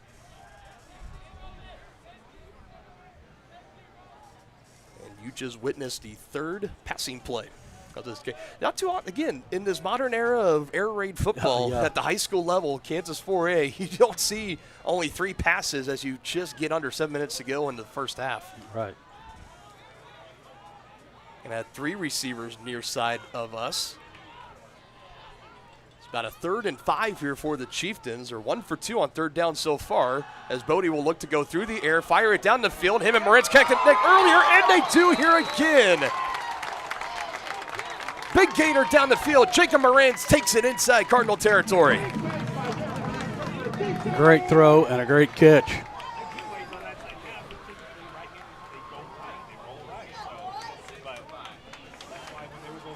About 26 yards down the field. Maslak and Moritz able to connect big for the 2nd time tonight.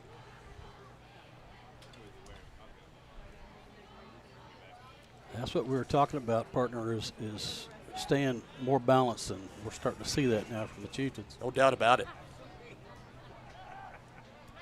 The Chieftains will make some personnel changes here. Paxton Summers comes off the sideline. He will line up in the backfield. Coming up, 7 seconds on the play clock. Got to get something off here quick. 4 seconds, 3 seconds, 2 seconds, and Coach Troyer will take his first time out. Hey, fellas, hold on here. There was never really any official whistles that came in.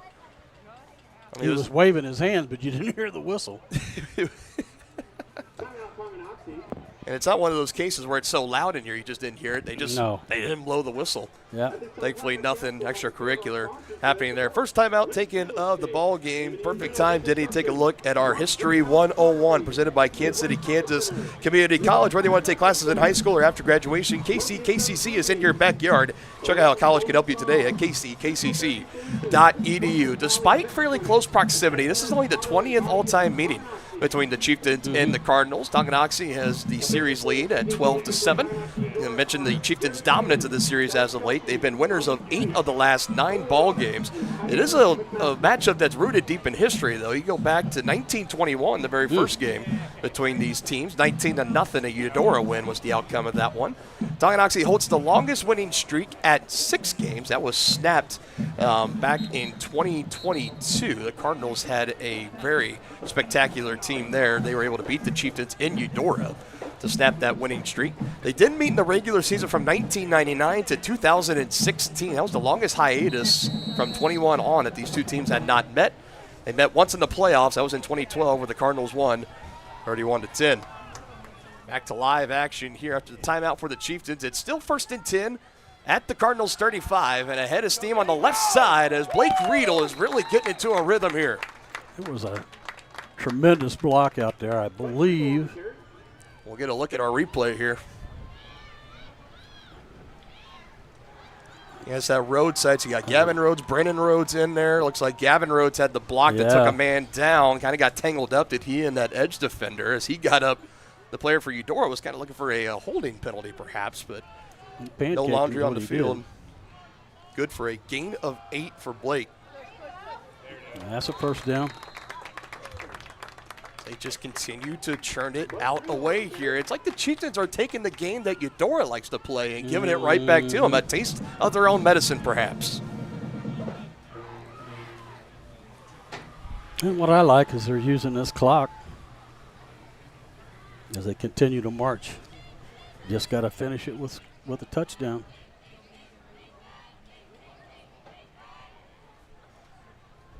The Chieftains are milking the clock. Already 6 first downs picked up this first half and in this ball game for the Chieftains. That's awesome. 1st and 10, Bodie going to do it himself. Flag comes in as Bodie will get around the edge, but the penalty flag comes in, so let's wait and see what this is. Again, looks in the area of possibly holding.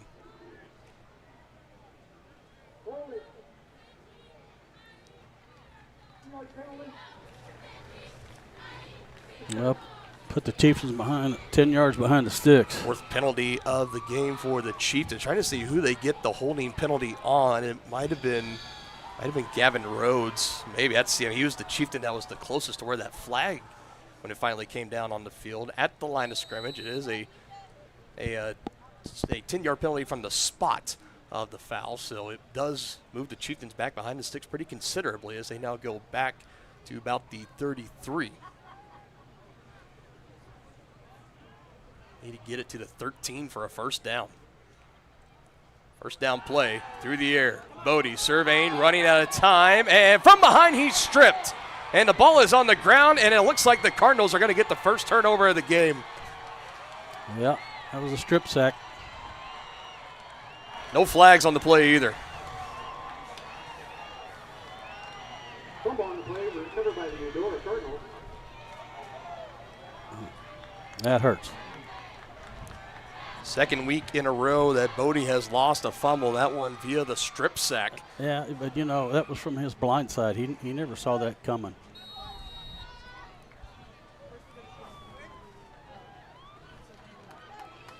Had time, pressure ran out late. That was Keelan Duncan that came in on the pressure, and the Cards recover the ball, and now they have a chance. 5:14 to go in the second quarter to go down the field and potentially score. They do get the ball to start the second half as well, as Cy Thomas remains in the game out of the shotgun.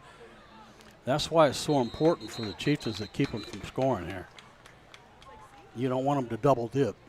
Brought down by Darren Dorn. No gain on the play. Another one for Moody as he tried to bounce it out and just nothing was opening up for him.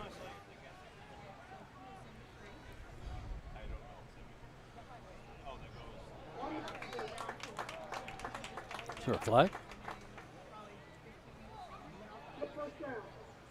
Yep, that's going to put them behind the sticks. That's the first penalty of the game for Eudora. I didn't quite hear what it Was was. that a 15-yard? That was a 15-yard, wasn't it?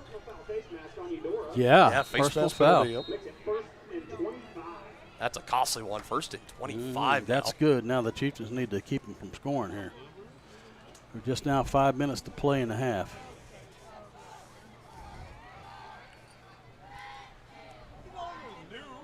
You see the face mask penalty called on the offense, but it did there. First and 25 for Eudora. Option play. Thomas able to run around. He is giving this Eudora Cardinal offense a spark. Inside the Tongi 45 on first and 25. Yeah, he picked up about 35.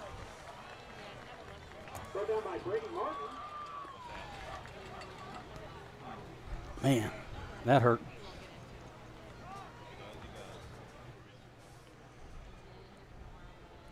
And that's the second time in this ballgame where the Cardinals have been behind the sticks on long plays. First was a 3rd and long. That was a first and 25 play. Inside Thomas needed 25. He got 35 like you mentioned, Denny. That one hurts. First and 10 now at the Chieftain 38. Back to Moody, up the middle. The Chieftains haven't let Grayson Moody get wild yet. They've held him to a lot of no gains, 1-yard gains. They've had a couple of 1-yard losses. His longest run tonight has been 7 yards. It's been Keelan Duncan and Cy Thomas, really. They're the ones that have been hurting this Chieftain defense the most tonight. 2nd and 9 off the 1-yard gain from Moody.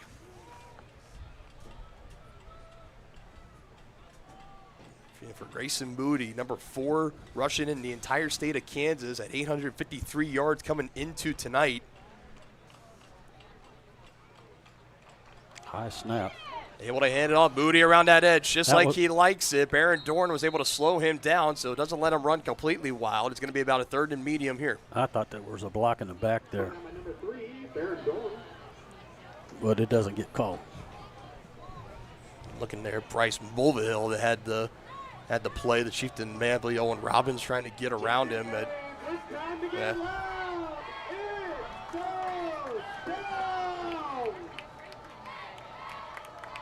Chieftains in desperate need of a stop here. About 3rd and 7 is what they're going to say. Long 7, short 7, long 6. But here's flags coming in. Everything will slow down. You got to hope this is on Eudora. False start.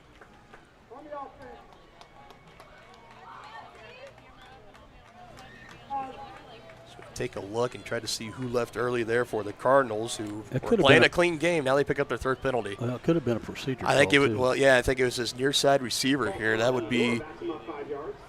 I think Mulvihill on the near side. He kind of leaned in before he broke out of his route. I mean, it was kind of one. You know what that tells me? That was a break. pass play. Yeah, it was kind of a quick break there. That's, for the Cardinals, now you're frustrated there because that makes 3rd and 7, now 3rd and 12. Another 3rd and long play behind the sticks. Yeah, but they've been pretty successful tonight so far. Chieftains trying to get the stop, passing through the air, down the field, blown Wide coverage open. again. Wide open. And this one's going to go for a touchdown, 41 yards. Down the field to Preston White. Something's wrong in the defensive backfield there. There wasn't anybody within 10 yards of him.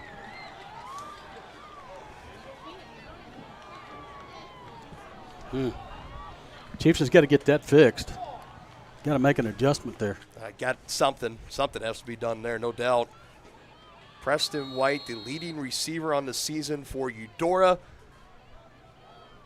takes that touchdown in, 41 yards, and the Cardinals have rattled off 13, nearly blocked, but now 14 unanswered points. And the Chieftains, lone 2 coverage minutes. again on 3rd down and long. Side Thomas down the field to Preston White, puts the Cardinals back in the lead, 14-7.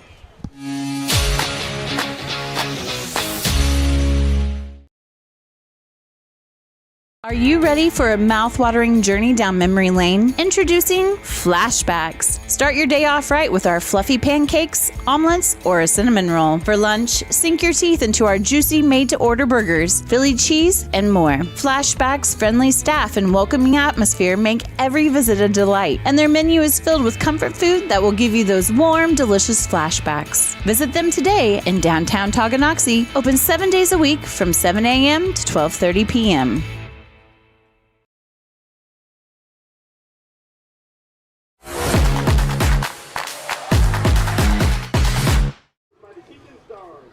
So back here, get the score updated here quickly. 14-7.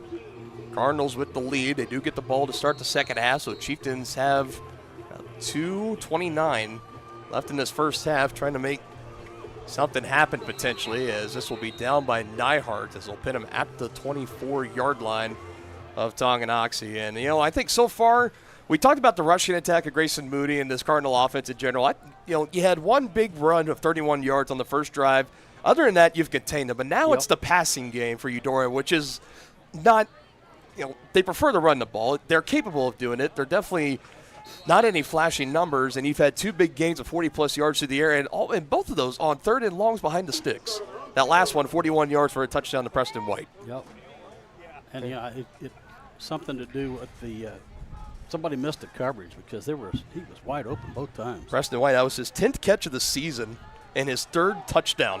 Now the Chieftains going back on the ground trying to make something happen. Bodie Mazlak had a strip sack on the last drive that turned the ball over and gave the Cardinals a chance to go down and score. If you're the Chieftains, you need to go with some tempo here. Let's see if they do.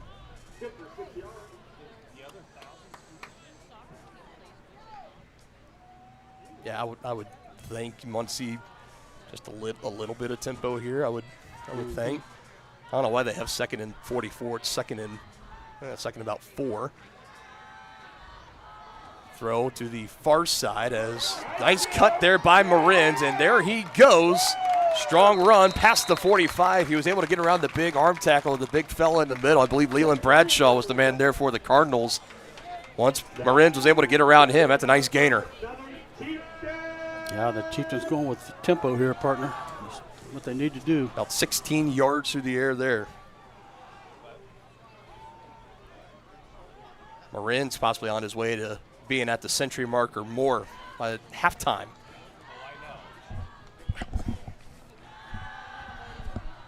They put Martin in motion on the play. They find Harder.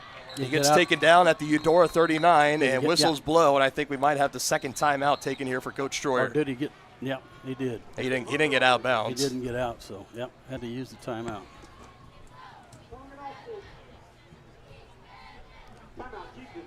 Second catch of the ball game here for Kipton Harder. Chieftains have it. We'll step aside. Quick break here on Tongi Sports Live. There are places where all roads lead to families providing for their loved ones and their community, where friends are found down every street.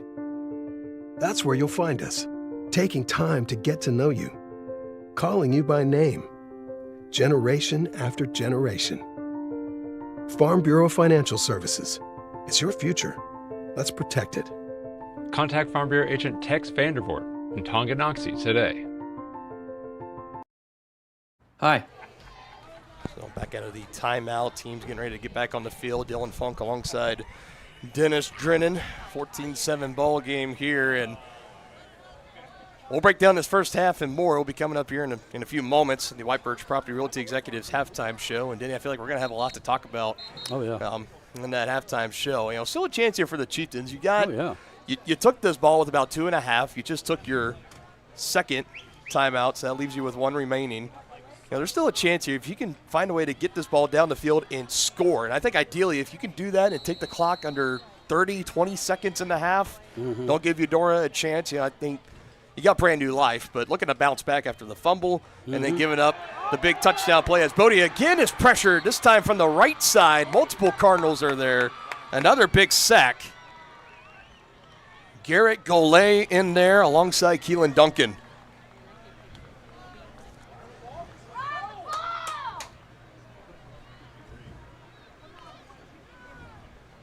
Yeah, we're under a minute. We need to Get going here, boys. Second sack of the night for Eudora.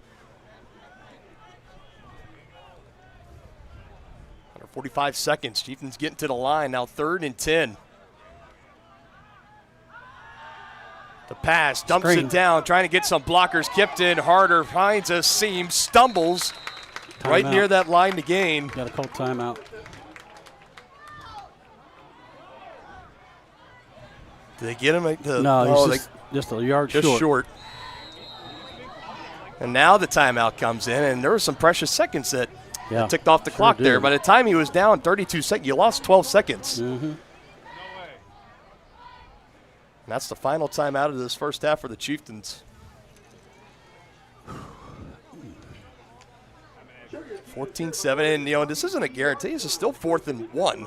Yeah. That's got to come up here. And Yeah, they got to pick this up. You can't turn the ball over.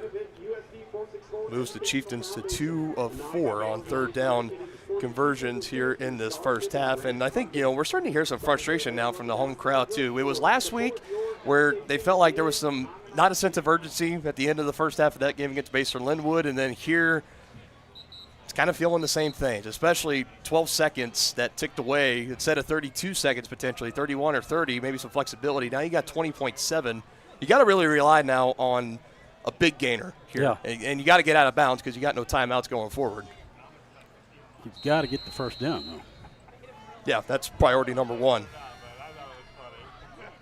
4th and 1. Bodie going to try to pick it up himself. He's got blockers clearing the edge on the left side, and that's a big block. Gavin Rhodes again paving the way for Bodie. And there's the Chieftain first down. Yeah, only 16.7 seconds left, though. They're going to have to work the sidelines now. The clock is stopped. Or throw the Spotted ball. at the 42. And more personnel changes being made here. 15 seconds on the play clock. Morin's going to go out wide. He's been the big receiver in this ball game. Already 3 catches, getting close to 100 yards. Under center, Maslak fakes the give, rolls out, eyes downfield, throws, hit as he throws, and it's intercepted. Yeah. And Bodie was hit hard, and he is still down right at the midfield logo. You don't want to see that. He's getting up. He got hit right as he threw that football. He's hurt.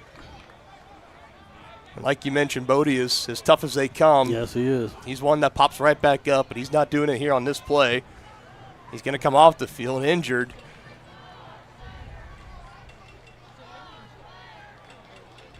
And the interception down the field, I didn't quite catch the number of the Cardinal that picked it off.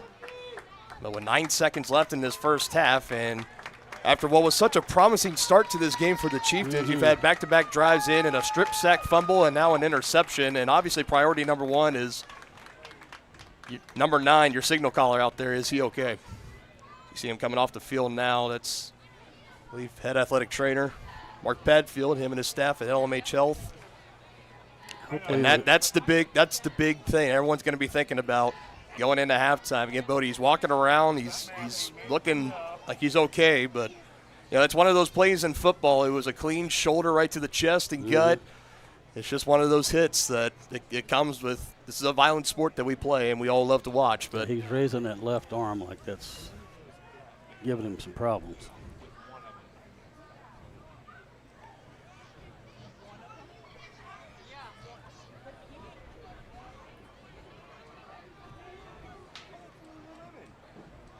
Sixth interception of the season for Bodie. He's got his helmet off. He's got the bottle of water, just trying to catch his breath right now. And for the Cardinals, once they spot this ball, it's going to be at their own 27, 28-yard line. And I think you're getting the ball to start the second half. Might see Coach Stephan here just take the knee Looks like and that's move how on. Or was there a penalty on the field? Because that's still the know. defense out there. They called a roughing the passer. Wow. Okay, well, that changes things. So they're going to go into Wildcat quite here? a bit. Yeah, this It's really changed, saying the backup quarterback is Baron Dorn, and he's the man back there. Okay. Baron Dorn.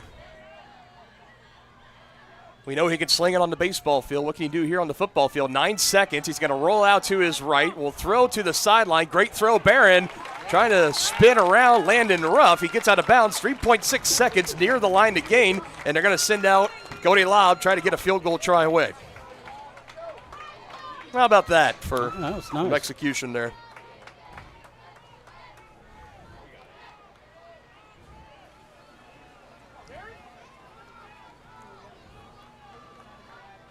Ruff with his first catch. It goes for 8 yards. And for Cody Lobb, he made a 20-yard field goal last week. The longest he's made in a game was last year as a freshman of 28 yards. This is 36. 36 yards will be this try.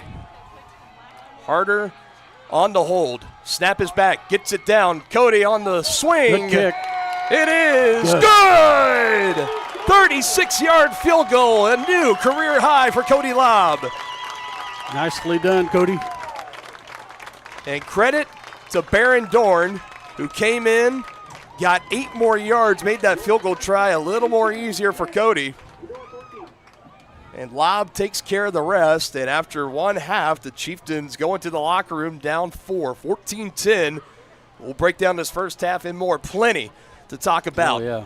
Stick with us, folks. We're still rolling on Tonganoxie Sports Live.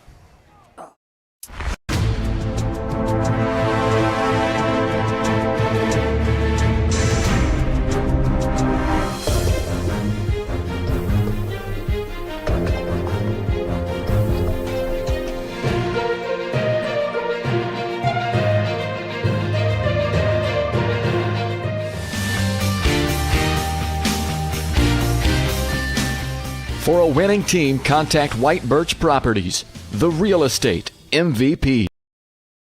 Tonganoxie is the ideal location to start a business. That's why the Tonganoxie Business Association has strived towards a common goal of adding value to businesses and the community since 2015. They assist in providing improved services for customers and visitors, encouraging and enhancing businesses, and preserving historical and cultural assets. Follow them on Instagram for the latest and upcoming event information, and become a member today by visiting their website, tonganoxiebusinessassociation.com. Proud supporters of Chieftain Athletics. The Tonganoxie Recreation Commission is committed to creating community through parks, people, and programs. And now, with their all-new activity center, the Tonganoxie Rec Commission can do even more. Tongi Rec understands the benefits reaped through recreation are endless. Tongi Rec has a long list of classes, activities, and programs for the young and young at heart. For program pricing and schedules, call 913-845-3502. Visit them at the all-new activity center at the Tonganoxie High West Campus, or go to tongirec.org. Family-owned and operated Wizard of Paws is a 5th-generation business located in the heart of downtown Tonganoxie. The professionally trained staff takes pride in making every dog and cat look its best, whether it be a breed-specific trim or an adorable cute pet trim. Plus, their facility offers amenities and space that are doggone amazing. Call Wizard of Paws to make your appointment at 913-416-0255 or visit them at 406 East 4th Street in Tonganoxie. Learn more at wizardofpawstongi.com. Your one stop for beauty and relaxation. That's the Beauty Bar, Salon, and Spa in downtown Tonganoxie, offering services for men's and women's haircuts, facial waxing, tanning, makeup, bridal services, and more. Their team is dedicated to providing a memorable experience for each guest. From vibrant styles and colors to soothing massages, they have everything you need to look and feel amazing. To make an appointment, call 913-347-2957 or visit them at 414 East 4th Street in Tonganoxie. Are you ready for a mouth-watering journey down memory lane? Introducing Flashbacks. Start your day off right with our fluffy pancakes, omelets, or a cinnamon roll. For lunch, sink your teeth into our juicy made-to-order burgers, Philly cheese, and more. Flashbacks' friendly staff and welcoming atmosphere make every visit a delight, and their menu is filled with comfort food that will give you those warm, delicious flashbacks. Visit them today in downtown Tonganoxie, open 7 days a week from 7 a.m. to 12:30 p.m.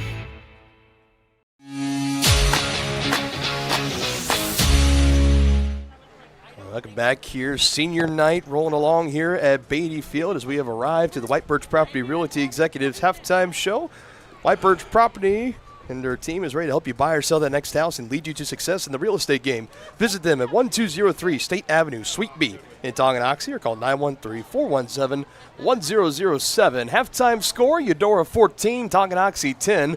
And, Dan, we got a lot to really unpack there. We're getting stats tallied up right now. That'll probably be the second break when we come back. But I'll give you first dibs here. Initial thoughts and takeaways from what was a pretty jam-packed first 2 quarters of football. I thought the Chieftains played nearly perfect football except for 2 plays. They gave up 2 huge passes. Over 40 yards. One for 40 yards, and the other was the 41-yard touchdown. Yeah, and there wasn't anyone near the receiver, so they're going to have to get that fixed here at halftime. But other than that, I thought they played well on defense and offense.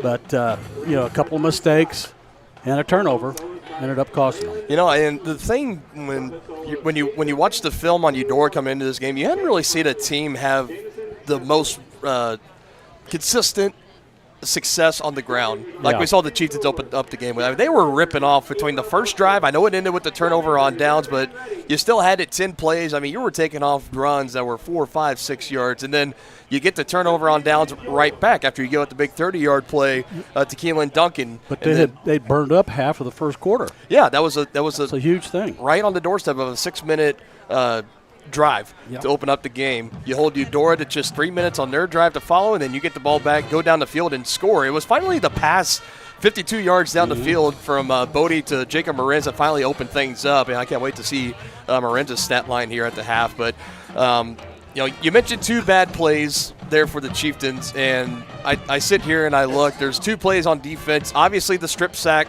on offense. Right. Not a great play. That did come from the blind side. Credit Keelan Duncan stunting on the blitz. that was just well drawn up by Coach Steffen and the defensive staff over there.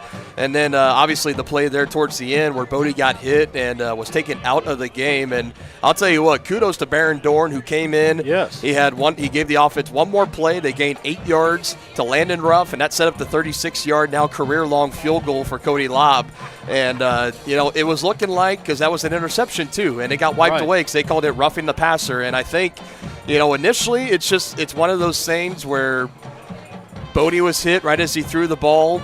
Any play that kind of looks at violence, it's going to get the flag. Yeah. If you're a Eudora fan, if you're Coach Steffen, and if you're the young man that had the interception taken away, you're furious about that call, I think. And if it was the other way, I think we'd see a lot of Tongi fans being ready to bring in some pitchforks and torches maybe into Beatty Field. But Chieftains get the benefit there. Baron Dorn able to complete that pass, and then they were able to get the 3 yards there towards the end. So 14-10.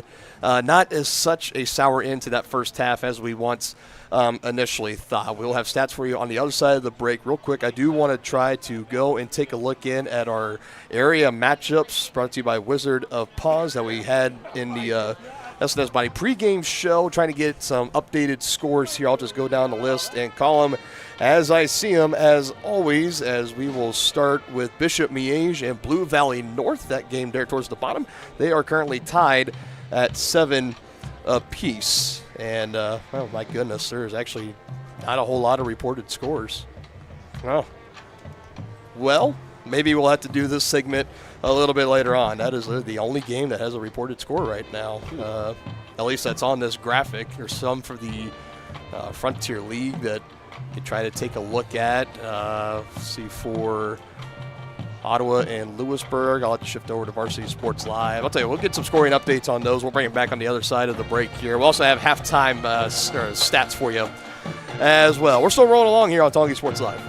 More toppings, more taste, more value. Gambino's Pizza. You're gonna love it. Taste mouth-watering flavors in our new chicken bacon ranch pizza. Bring a crowd to feast on our 11 toppings mobster pizza. Pizzas with quality meats and a 100% real cheese, like our triple tasty seasoned sausage cravers pizza. Try favorites like pastas, calzones, sandwiches, appetizers, salads, and desserts. More toppings, more taste, more value. Gambino's Pizza. You're gonna love it. At Fort Scott Community College, we understand that a scary part of figuring out your future isn't only answering the question, what should I do, but where do I belong? Maybe you belong here, preparing for a career in healthcare as part of Fort Scott Community College's nursing program. Or maybe you belong on stage as part of the Hounds band or theater department. I don't know where you've been or where you're headed, but I know we're saving a spot for you because you belong at Fort Scott Community College. The same look and location of a classic drugstore with the services and supplies of a modern pharmacy. That's what you'll find at the Downtown Drug Store in Tonganoxie. Of course, Downtown Drug is the local choice for your prescriptions and health needs, but did you know they have the best selection of Tonganoxie Pride and Chieftain game day gear in town? And a whole lot more. Cards, gifts, home decor, and even the best way to satisfy that sweet tooth. The Downtown Drug Store. Call 913-369-3800 or visit them online at thedowntowndrugstore.com. Has your furnace left you out in the cold? Pipes plugged?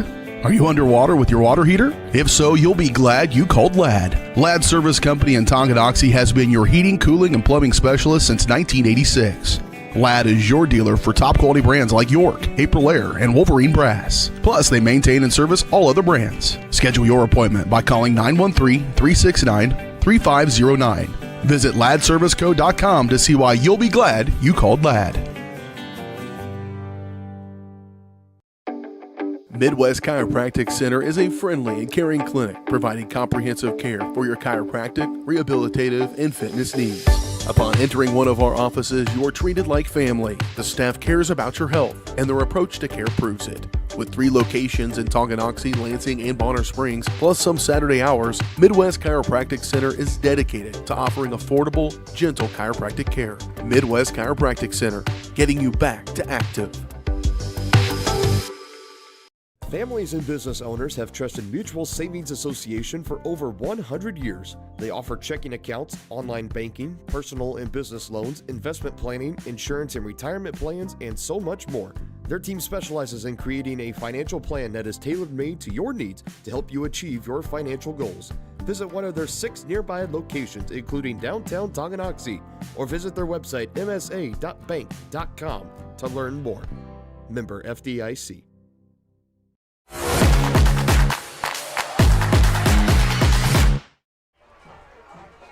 We're back here. You know, it just dawned on me during the halftime break, Denny. There's no scores reporting. You want to know why? It's because we started an hour early. It is now 7:04. A lot of games are just now kicking off or within the first drive of their ball game. So we'll have to give those scoring updates to you. There is one that I can give. Lewisburg and Ottawa. That game started at 6 o'clock just like us, and that's one to pay attention to because we play Ottawa next week.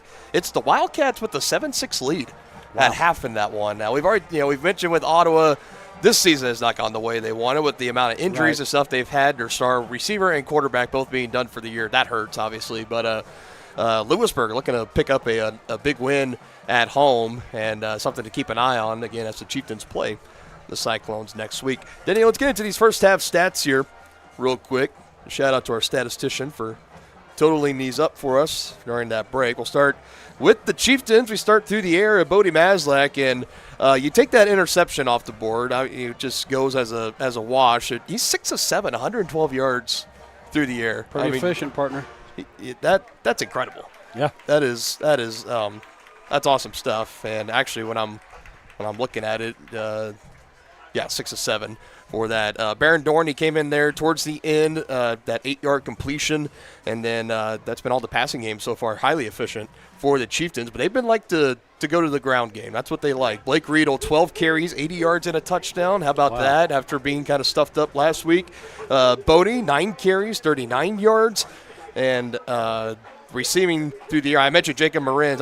He was close to 100 yards, 3 receptions, 94 yards. He had the longest play of the game so far at 52 yards, a completion that Bodie was able to hit with on that second drive that ended up ending in the touchdown for the Chieftains to start the second quarter. Kipton Harder, 2 receptions, 9 yards. Landon Ruff, 1 reception, 8 yards. Brady Martin without a reception so far. Chieftains 2 of 4 on third downs. They're 0 for 1 on fourth downs. They do have 4 penalties, no sacks. And the big number looming large right now is the that strip sack fumble.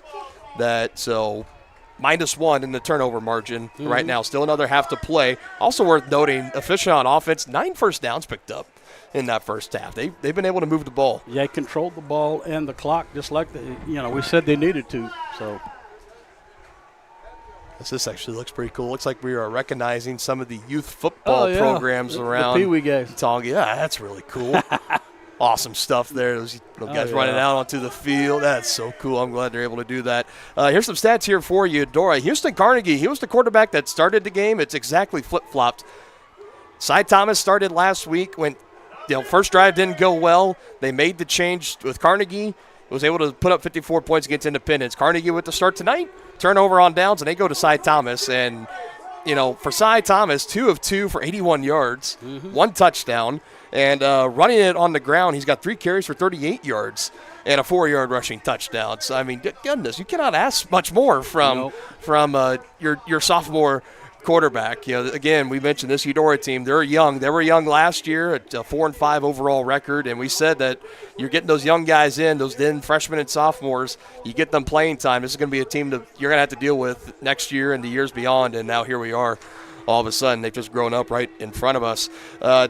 Big stat line here, Grayson Moody, 9 carries, 17 yards. That's huge. No touchdowns. Got to find a way to keep that going in the second half because let him get on track. We'll get the rest of the stats and we'll give our final thoughts here as we're about to wrap up halftime. Keelan Duncan, 2 carries, 29 yards. He had the big 31-yard carry, and then he had a minus 2-yard gain not too long after that. Preston White, 1 catch, 41 yards and a touchdown, and Keelan Duncan, 1 reception for 40 yards downfield. Both were busted coverage plays by the Chieftains, and both were on 3rd and longs of 10 or more in the game. We can talk about keys to the second half here real quick, Denny. I think for defense, I don't think you can't ask for much better than outside of a couple of plays, and those were the ones that ended up hurting you the most. But you've been bottling up the run really well. You're forcing Eudora to throw it to the air, which they had not been super successful at coming into tonight, but credit to Eudora. They've been able to take advantage of the Tonganoxie mistakes and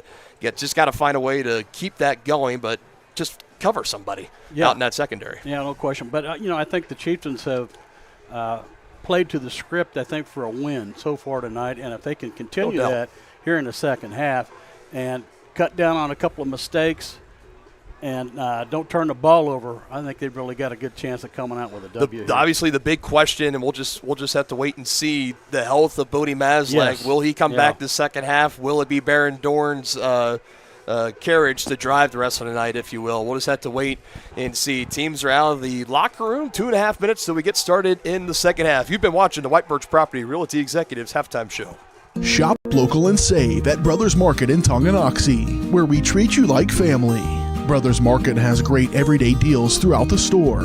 Enjoy fresh cut steaks from the meat department, the freshest fruits and vegetables from the produce aisle, and savor the flavors from the bakery. Check out their weekly ad to get the best deals on what you need. From apples to aspirin, Cool Whip to cool crisp lettuce. Brothers Market, open daily. Learn more at shopbrothersmarket.com. A great collision on the field? Awesome. An awesome collision on the road? Not so great. If that bad play does come your way, take your car to SNS Auto and Body Shop in Tonganoxie. SNS has been the area's premier auto collision repair center since 1972, working on all makes and models, glass replacement, bumper repair, fiberglass and plastic, color matching, and so much more. And they work with all insurance companies.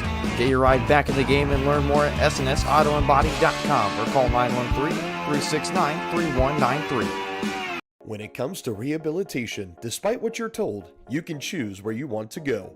Physical Therapy Solutions in Tonganoxie is independently owned, allowing them to work with all doctors and insurance companies to ensure a smooth transition. They offer cutting-edge technological therapy treatments like focused shock waves and deep tissue laser therapy for more precise care to acute and chronic injuries. Contact Physical Therapy Solutions today and let them help you. Visit ptsolutionsks.com for more information. At Kansas Insurance, we know one size doesn't fit all. In fact, our whole mindset is based on customized policies for you and your families. We're local, and we do what we do because we care about you. Think of us as brokers for your insurance needs. Working with Kansas Insurance gets you the award-winning service and attention to detail that only an independent agency can provide. All across Kansas, we're here to help you manage and plan for all types of risk. Contact a local agent today. Kansas Insurance. Local, independent, serving you.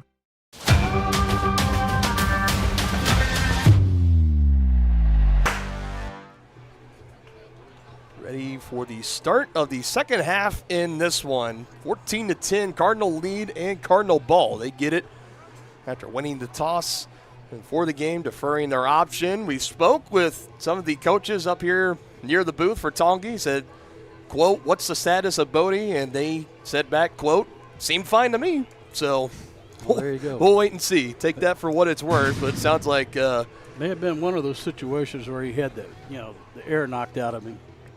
And I truly think that's what it was more than anything. Because he took a shoulder pad right to the chest. Yeah, that's, for your first time starting at the varsity level, you're kind of, it happens where you're going to get that one big hit. It happened here. It took till week 7, but thankfully looks like Bodie's okay. Loud boots it away. Fair catch called for. Cardinals will take it at the 28. Going back on his heels, Gavin Etter, bringing that one in for Eudora. So here comes this Cardinal offense back out here. They started just one drive in the first quarter, the turnover on downs, and then they finish 2 for 2 in the second. Touchdown. Cy Thomas, fingerprints all over.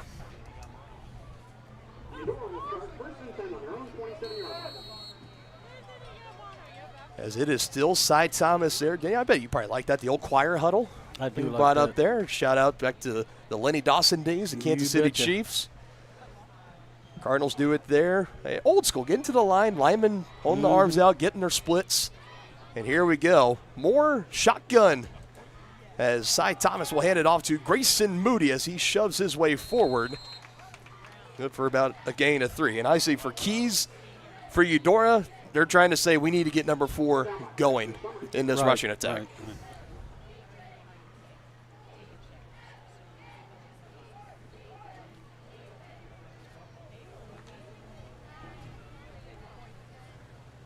Cardinals start out a quick gain of 3, 2nd and 7. You got Des Hubler also in the backfield, and Chieftains coming across early over there on that far side. That's number 4, I think, partner. 5. Oh, that's even worse. So I think Gavin Rhodes on the far side just getting a little too eager. The defensive line shifting. Gavin just coming across a little early. Free 5 yards for the Cardinals. Now 2nd and short.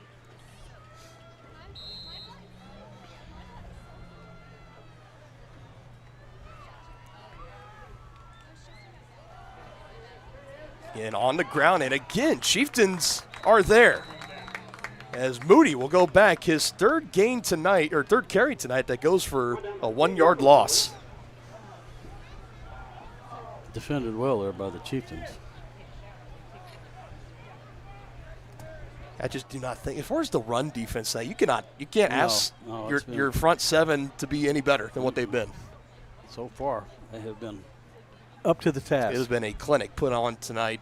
Heading that defensive side of the ball, head coach or defensive coordinator, Matt Bond, one-time interim head coach for the Chieftains.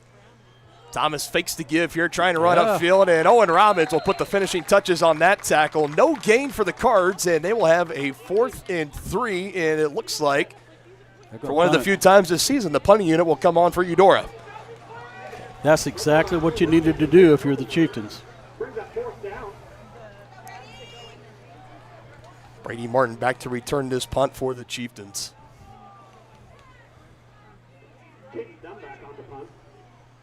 Do not jump off sides if you're the Chieftains here. No doubt. Discipline.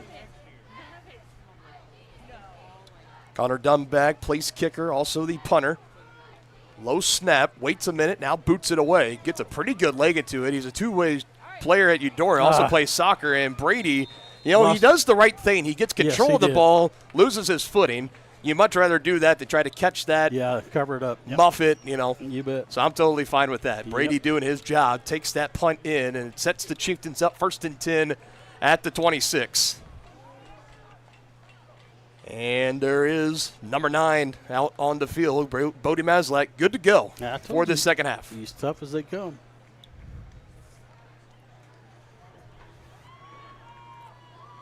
I don't think anybody would argue with you on that stance there, Denny. As they're going to go on the ground here. First play, had a hole, and darting through is Blake Riedel, who had him a very nice first half.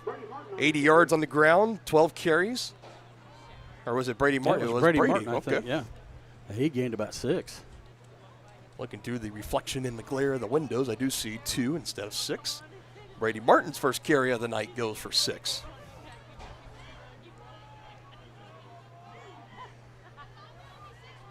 Did not have a carry in that first half, but they start him out here.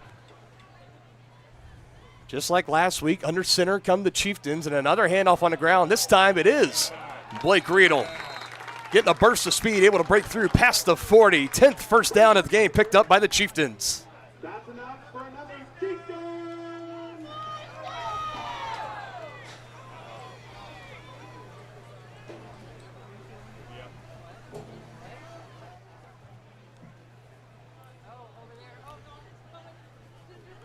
Back-to-back runs to open up the second half for the Chieftains, trying to go down the field. A touchdown gives them the lead for the second time. We were scoreless in the first quarter, all points in the second. Handoff up the middle, big hole, slashing through.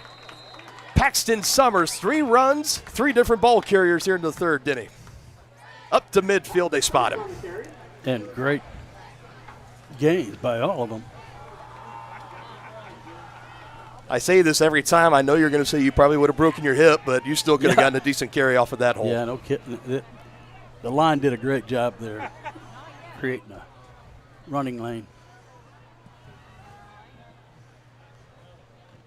2nd and 2. If it ain't broke, don't fix it. This time Cardinals are there. Yeah. Forward progress. He's going to be a little short. We'll give him a yard. 3rd and 1 coming up. Back again, they went to Summers. We got the rain coming down again, partner.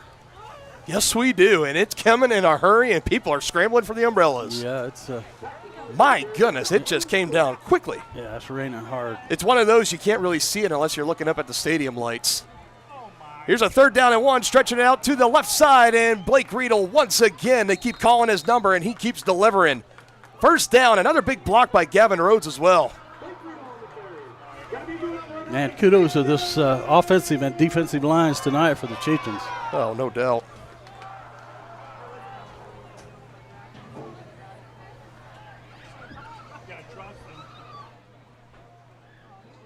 And just like that, it's easing up just a bit, but not much. Old Dennis Drennan there on the forecast. Here's a 1st and 10 play again, stretching it out. Plenty of room to run on that far side. He's going to get about 8, I think. Again, Blake Riedel, and he did not get out of bounds until. They'll mark him at the 36. Wow, he was out a little bit earlier than I thought. Still got about 7. Still nothing to scoff about either, though. It's back-to-back 7-yard carries for Blake Riedel. Yeah, you'll take the 7-yard carry on 1st down all the time.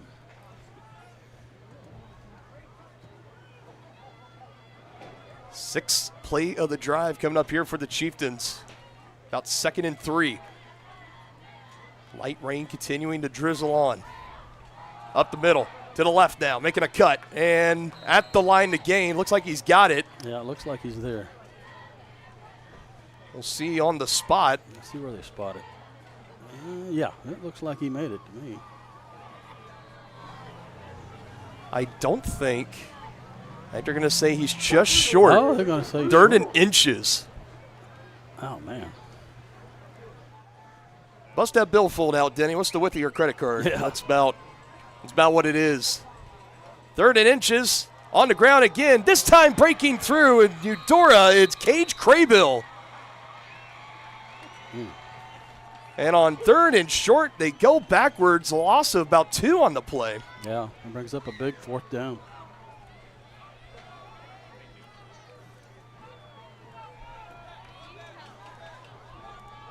And just another killer there for the Chieftains. They're still look like they're going to stay out here and try to go for this. 30 seconds on the play clock. Still plenty of time to figure it out as we dip under 6 here in the 3rd. Chieftains went for it on 4th down. Their opening drive failed to convert. 4th down and 3. It was 4th and 4. Back in the first time. 4th down and 3. Trying to get it himself. Slipping, falling forward. Oh, it's going to be close. It's going to be really close. It's going to be close. I think he got right to the line.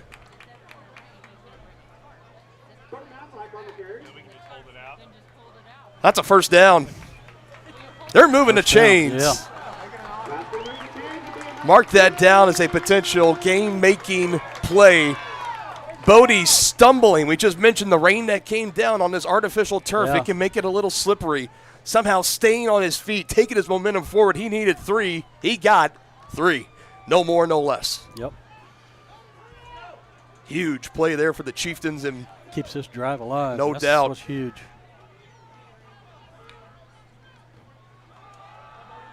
Bodie again, weaving his way through. Bodie Maslak lowering the shoulder. Taken down by Keelan Duncan as he gets close to another first down. To mark him a yard short, a gain of 9. Great first down run there The by patient Bodie. running here. Yep. Watch it in the middle. Waits, finds his block, peels it out to the right. Patient running, good vision. Bodie Maslak. He keeps favoring that left arm. 9th play of the drive coming up here. It is worth noting, Denny. We saw him kind of flexing that arm after he got hit there at the end of the first half. Still out there fighting through it. As Summers, 2nd and short, and he gets to the line again. That's another first down for Tongi. Did they give it to him? Yes. Yeah. I'm going to move the change. So now we saw Brady Martin get the first carry of this drive. Now we've seen Paxton Summers. That was his 3rd carry. Still using Riedel, still using Maslak, trying to keep fresh legs back no there. No question. It's working. No doubt.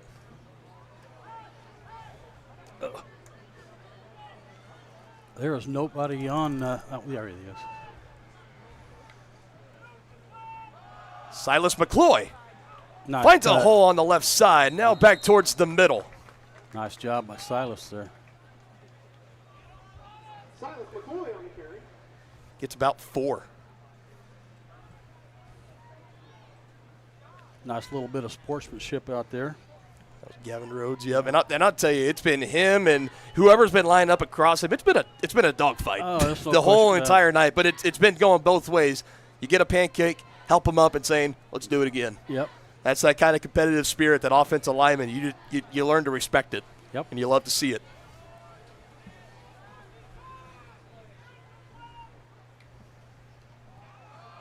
On the ground again, McCloy.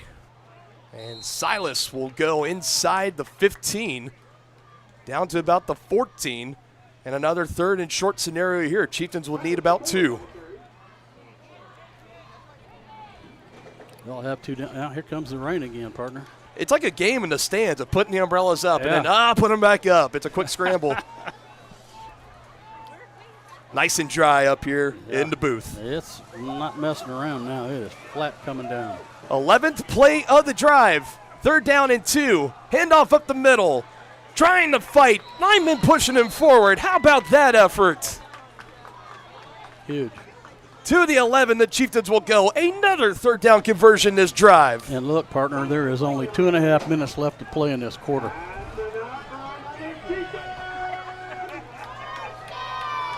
The big key to this victory here was to use as much clock as you can and punch it in. I'll say this now, folks. If there's ever a play that gets cut off by an umbrella, we do apologize. Yeah, but folks, they're obviously everywhere. they don't want to get wet, and they are everywhere out here. Letting up a little bit, though. That's a good sign. Maybe it'll stop again.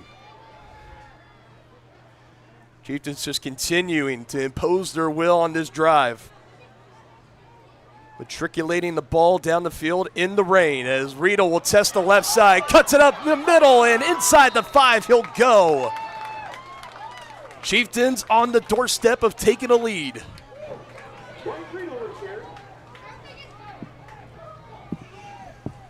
Boy, this is just exactly what the Chieftains needed to do. No doubt.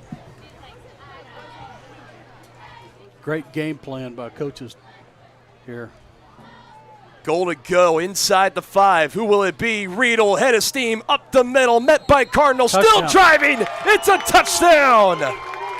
Chieftains back on top. He just does not go down on first contact.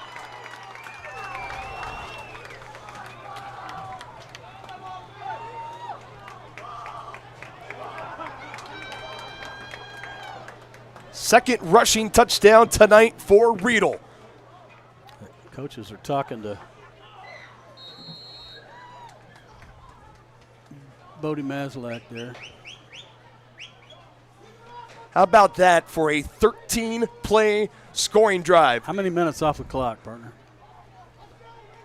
I think they got it with, I want to say that was over a 5-minute drive. Easily. And the Chieftains, thanks to that Cody Lobb extra point and the Cody Lobb field goal at the end of the first half, take a 3-point lead, 17-14. It comes from the second rushing touchdown of the night for Blake Riedel. Chieftains churning it out, 1:34 to go. They have the lead.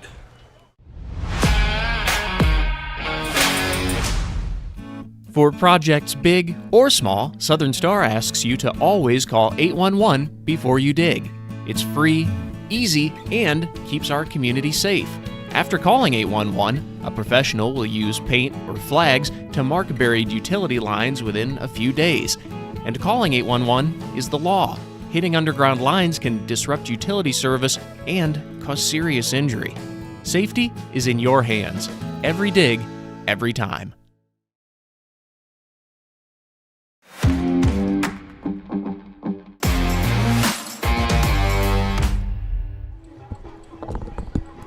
So 17-14 ball game here. Denny, the Chieftains took the field with 9 minutes, 49 seconds. Here in the third, they take the ball down the field, 13 plays, cap it off a 3-yard rushing touchdown for Blake Riedel, his second of the ball game. That's almost 8 minutes off the clock. And it gives the Chieftains back the lead, 17-14. A minute, 34 still to go. The game that Eudora has loved to play against opposition all season long, the Chieftains giving them a taste of their own medicine. Back and forth we continue to go in this one. Inside the 25 and wrapped up. Not going to go much further. Getting down the field, Silas McCloy, the first to wrap him up and bring him down. How about the development of Silas McCloy this year, partner? Man, he's making a name for himself. I mean, he's been a big special teams key for this team, all phases. We've seen him being integrated into this offense now as a rushing attack, getting 3 carries, each for 4 yards on that last scoring drive. You know, it's a lot of like what you saw Keelan Duncan and Grayson Moody doing last year for the Cardinals. Silas McCloy, maybe not quite to that volume because of the guys in front of him, which is a good thing. But he's been making the most of his opportunities when he's out there, no doubt about it. Now through the air, and another one behind defenders. Down the field they go, and they find the target down the field. I just don't know. There's a flag. Chop block. That's against the Chieftains.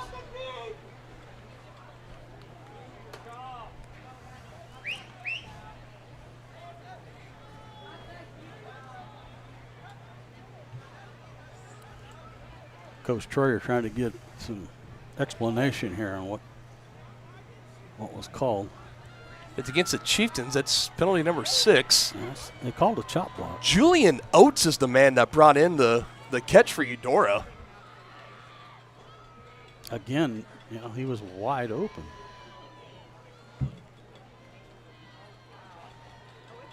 And it looks like 15 yards added on to the end as well. No question. That's a big penalty right there. I mean, you talk about Thomas, 3 passing attempts, 3 completions, all for at least 35 or plus yards down the field. Yeah. And that one to Julian Otis, who I believe first catch of the season. So now 1st and 10, back to the running game. Over on the right side they go. Again, the rushing defense has been there. The passing defense, very less than what you want to see. Oh, yeah. He gave up 3 huge passing plays for almost 100 yards. Eudora just has to run one more play that could possibly take it into the 4th quarter. And in around to Mulvihill brings up 2nd and 6. The ball's on the ground and just having a dive on it. I believe Moody in the backfield. Again, everything gets more slick with this rainfall. And 2nd and 6, that's a big loss for the Cardinals. Loss of 6 will bring up 3rd and 11. Yeah, watch for that pass on the on the right side again. Unfortunately for Moody, he will be tagged with the loss there, recovering, and that's a loss of 6 tagged to him. And on the night, Denny, that's his 4th negative play for the 4th leading rusher in the state of Kansas. Yeah, we're going to go to the 4th quarter. 4s are up in Beatty Field. Umbrellas down for the time being. 3 down, 1 to go from Beatty Field. Chieftains 17, Cardinals 14. You're watching Tonganoxie football on Tonganoxie Sports Live, your home for Chieftain Athletics. Does your roof have possible storm damage? Looking to get solar panels? Or is it just simply time to get it inspected? That's where Balmer Roofing and Solar come into play. Balmer Roofing has a combined 40 years of experience with JAF Master Elite and Emerald Pro contractors. The Balmer family and their team are ready to give your house a brand new roof or solar panels at an affordable cost with a 50-year warranty. Life has mishaps and they want nothing but your customer satisfaction. Let them prove why so many of your neighbors choose Balmer for their roofing projects. To schedule a free inspection, call 913-845-5252 or visit them online at balmerroofing.com. Inviting, connecting, serving, and growing. That's Grounded Coffee House in downtown Tonganoxie. Enjoy the best cup of coffee in town 6 days a week and pair it with freshly made from scratch pastries, muffins, cinnamon rolls, and so much more. Plus, check out their beautiful event center, Grace Hall. Perfect for your next gathering, celebration, wedding, and party. All profits go towards local and international charitable projects and organizations. Drink local, support local at Grounded Coffee House. Place your order for dine-in or carry-out at groundedcoffeehouse.tonganoxie.org. 3rd down and 11. First play of the 4th quarter.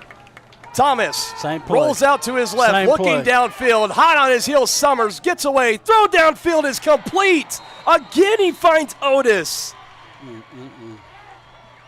What is in the water on that Eudora sideline through the passing game tonight? They have been perfect through the air. Chieftains got pressure that time. Outran Paxton Summers, did Cy Thomas, and still delivers downfield to Julian Otis, the 2nd reception of this drive for him. And another long 3rd down conversion of the game for Eudora. Their first 3rd down conversion of the half.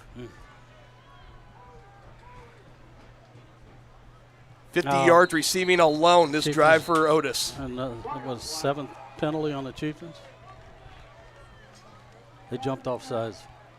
My goodness. Penalty number 7. As Roman Holthouse will come off the field, and coming in is Hayden Overmiller. The penalty bug starting to turn its head again for the Chieftains. 7 tonight. 1st and 10, now 1st and 5. As Carnegie is back in, he's going to come under center. A handoff up the middle to Moody, trying to fight his way forward to that 1st down gain. And it looks like a little short. He'll get 4. So Houston Carnegie, haven't seen him since the first drive back in the 1st quarter. It's been Cy Thomas's ball game. But now they bring Carnegie in here, nearly goal to go. They're inside the Chieftain 5. It's 2nd and 1.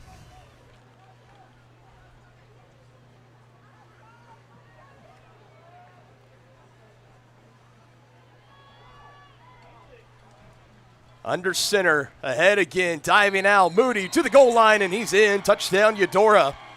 It's these long 3rd down play conversions that Eudora's been able to capitalize on, and they cash it in for yet another touchdown to retake the lead. Yep.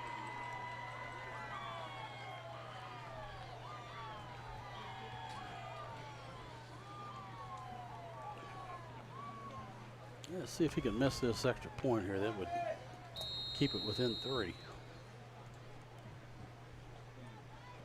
Big moment for sure. Everything's wet. Connor Dunback has been as automatic as you can be. No change here. Nope. What rain, he says. Puts the Cardinals back in front by 4. First rushing touchdown of the night for Grayson Moody. Up the middle, he takes the handoff from Houston Carnegie. Cardinals 21, Chieftains 17, 11-14 to go in the final quarter.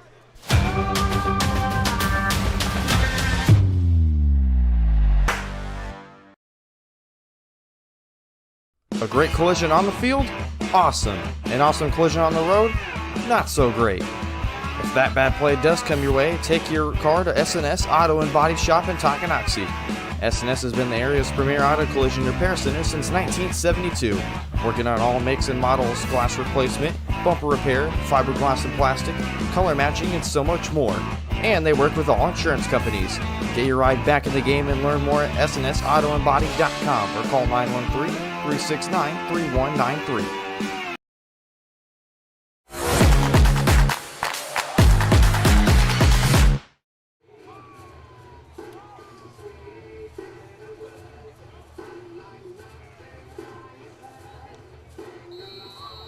Chieftains ready to get the ball back. Grayson Moody will kick it off this time for Eudora. It'll go to the 20. Ball is put on the ground. Got to get on top of it, and he does. Now maybe starting to see the weather perhaps start to play a factor in this ball game. Heads up, just a dive on top of it. Don't even worry about scooping it up and trying to run. Just keeping possession of that football. Back down by 4. You know, in the Chieftains, the last scoring drive they had, 13 plays. It was mostly on the ground. I mean, I'm looking back, it was all runs, no passes, and they went right down the field and scored, and they took up about, what'd you say, Dave, about 8 minutes, 8.5 minutes of game clock. So a little over 8 minutes. You would like to try to replicate that again here, but you got to start thinking, like we saw last week, Basler Linwood started to key in on the run. You imagine Eudora after that last 13-play drive where they saw 13 straight runs, you got to think maybe they're going to start playing the run a little bit more aggressive here. We'll see. We'll see what the Chieftains can dial up here on offense. Under center, 1st and 10, handoff. Following Summers, his blocker out on the left side, slung down from behind. As Blake Riedel still able to take it for about 3.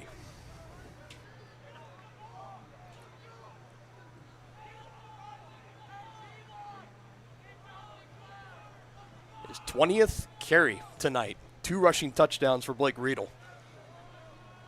It's the definition of a bell cow. Yeah. Here's 2nd and 7. Try it again. Left side, had space. Someone got an arm in there late as Riedel works it up past the 35 to about the 36. I thought maybe that was a face mask the way they spun him around there, but I don't think it was.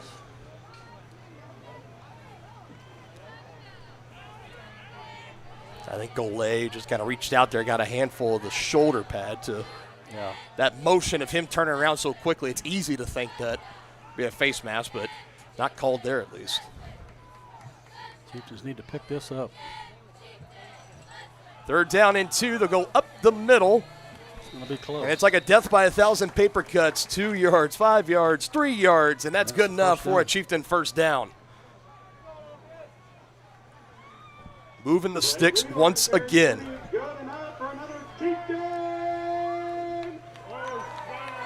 And another successful 3rd down conversion as well. That time 3rd and 2. This is the game the Chieftains want to try to play here. Just keep converting on those. They bleed the clock now, under 10 to go in the ball game. Yep. Maslak shotgun this time. Riedel again. Able to break through, and he still keeps running. Wow. Past the 45. They say his knee down at the 45. Yeah. He tried hard to fight for those extra yards at the end, but still able to break through some arm tackles as Blake Riedel. Looks like we're starting to get some sprinkles again, partner. This is 17 straight rushing plays the Chieftains have run in this entire half, Denny. Wow. Well, we said that was a recipe for success. No doubt. 2nd and 4. Riedel. 1st down. Into Cardinal territory at the 49-yard line. Keeps the clock running. There is nothing that will make an O-line more proud and an O-line coach more proud than to tell the team, hey, we're getting ready to run our 18th straight rushing play at you. Try to stop it. They just can't right now. Well, I hope Coach Bond picked up a king-size pack of Snicker bars. Might have to go to Sam's Club tomorrow. Just get a couple pallets of them. Chieftains have been playing spectacular tonight. Cardinals have been the same. This is what we expected. 2 of the top teams, as good as it gets in all of 4A, squaring off here tonight in the elements.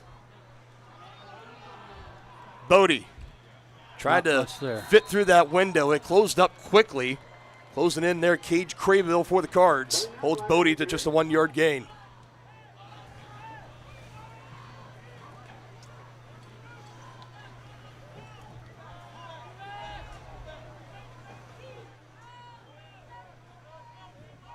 Riedel back in. Summers will come out. Silas McCloy also on the field as well. Under 8 to go in regulation. The Chieftains are running this clock down. I like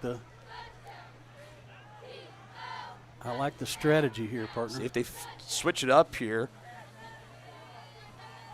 Keep it on the ground, and it's on the ground. Ball's still loose. I think Riedel got back on top of it. I think he did, but boy, that hurt.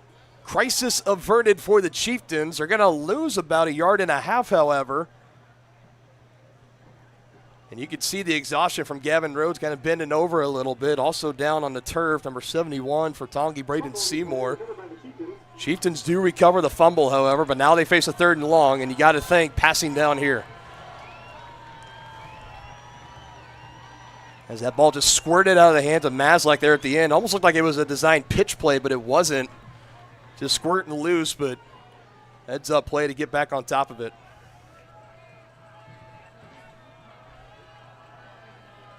Big moment in this ball game for the Chieftains. Yes, it is. 3rd down and 11.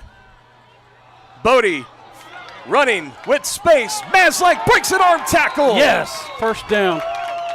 Takes another hit towards the sideline, helped up by his teammates. Bodie Maslak, definition of grit.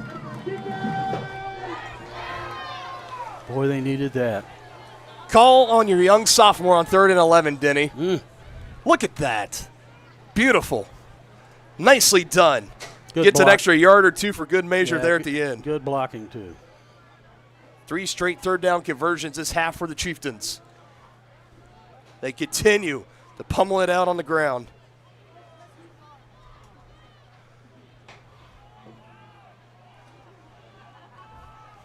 Under 7 to go in the ball game. Chieftains trying to keep on marching. Riedel able to run through. They have something churning. 20-plus straight run plays on offense for this Chieftain offense, Denny. Yeah, if it ain't broke, don't fix it, partner. No, might as well not.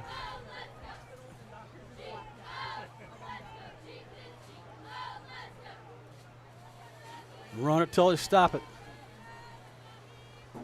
That was the 20th straight rush they've had. Oh, that's awesome. Will we see number 21? Umbrella's starting to be put away here as the rain has quieted down for the time being. Handoff. Who would have called it? Blake Riedel gets the first down again. Yeah.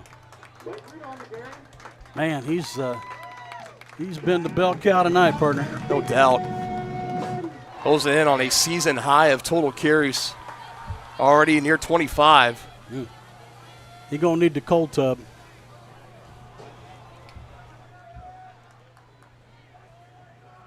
Riedels are as tough and resilient as they come, and Blake Riedel has been putting that on display here tonight. Another first down conversion. Yeah, not only on the football field, but on the wrestling mat. First and 10 play. Give it to him again. Blake Riedel. Wow. First down and more. Cardinals trying to strip the ball. Hold on to it tightly there, young man, and he does. Oh, now they got a flag. Flags come in here late.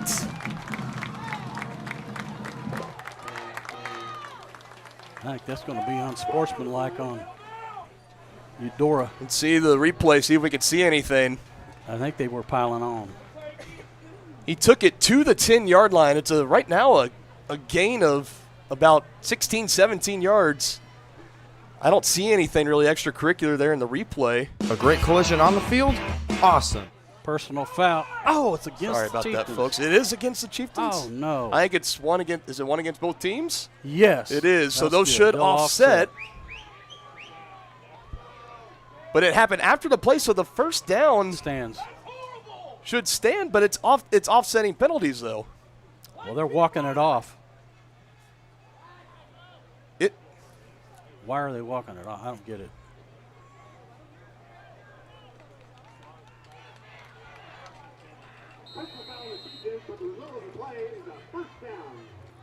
Did he not just say that there was a personal foul on Eudora as well? He pointed that way, partner, but evidently not. So it is. First down is still confirmed, but the Chieftains basically just go back to where they ran that last play. Now at about the 25. Yeah, I know. Weird circumstances there. As a minimal gain will be held here. I'm trying to look at this replay, and I just, might have cut off just too early, but. Well, Eudora was trying to strip the ball, and I thought maybe they came in with a late hit. I mean, Brady Martin comes in. He's trying to get Cardinal players off of his teammate, who's kind of being piled up on there. I don't know. Of course, they don't give us numbers, but. Sure.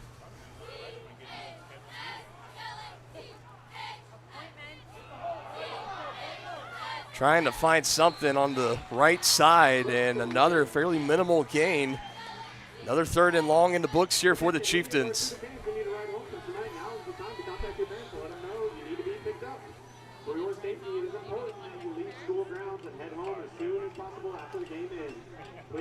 Bodie was able to convert on a 3rd down and 11 to keep this drive alive. Now they're going to have about a 3rd and 8. Yep. What was looking like was going to be goal to go at the 10. Penalties after the play was over. Backs the Chieftains up again. 3rd down and 8, and they get the snap off. It'll be under 4 minutes to go in the ball game. Roman Holthouse scrambling around out there. Now gets set. Receiver near side. Lone man in the backfield. Maslak going to try to do it himself. And Bodie not going to get it. 4th down.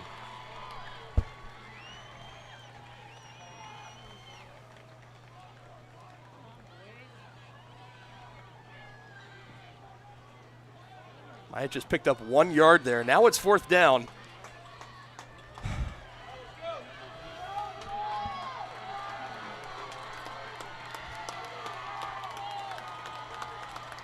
Huge play. This could be your ball game here, buddy. No doubt. Chieftains have not passed at all this second half. Will they pull it out here? 4th down and 8. Martin in motion. Snap is back. Roll out to the right. Maslak will throw, and it is incomplete. And the Cardinals get the stop. 3 minutes, 5 to go in the ball game. That hurt.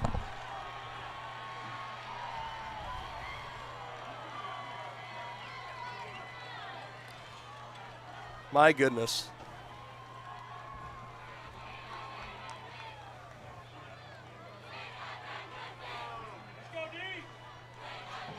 Chieftains now 0 for 2 on 4th downs tonight, and with 3:05, the Cardinals, they could potentially just get a couple of first downs, get this ball churning, might be able to ice the game away.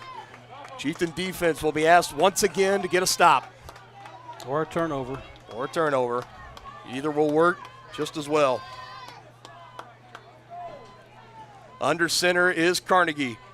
Shift late by the D-line of Tongi. Moody has a big hole, and here's his longest run of the night, coming just when the Cardinals need it as he rips it off for a gain of 13 and a first down on 1 play.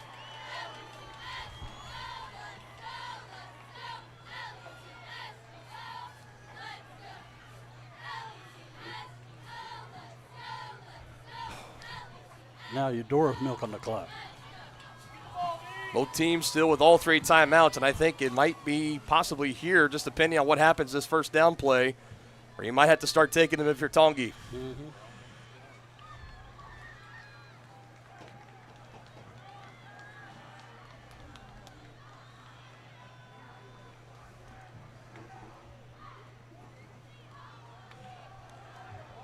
On the ground they go, and that one good for 2. And does Troyer take that timeout? 2 minutes, 22 seconds. He does.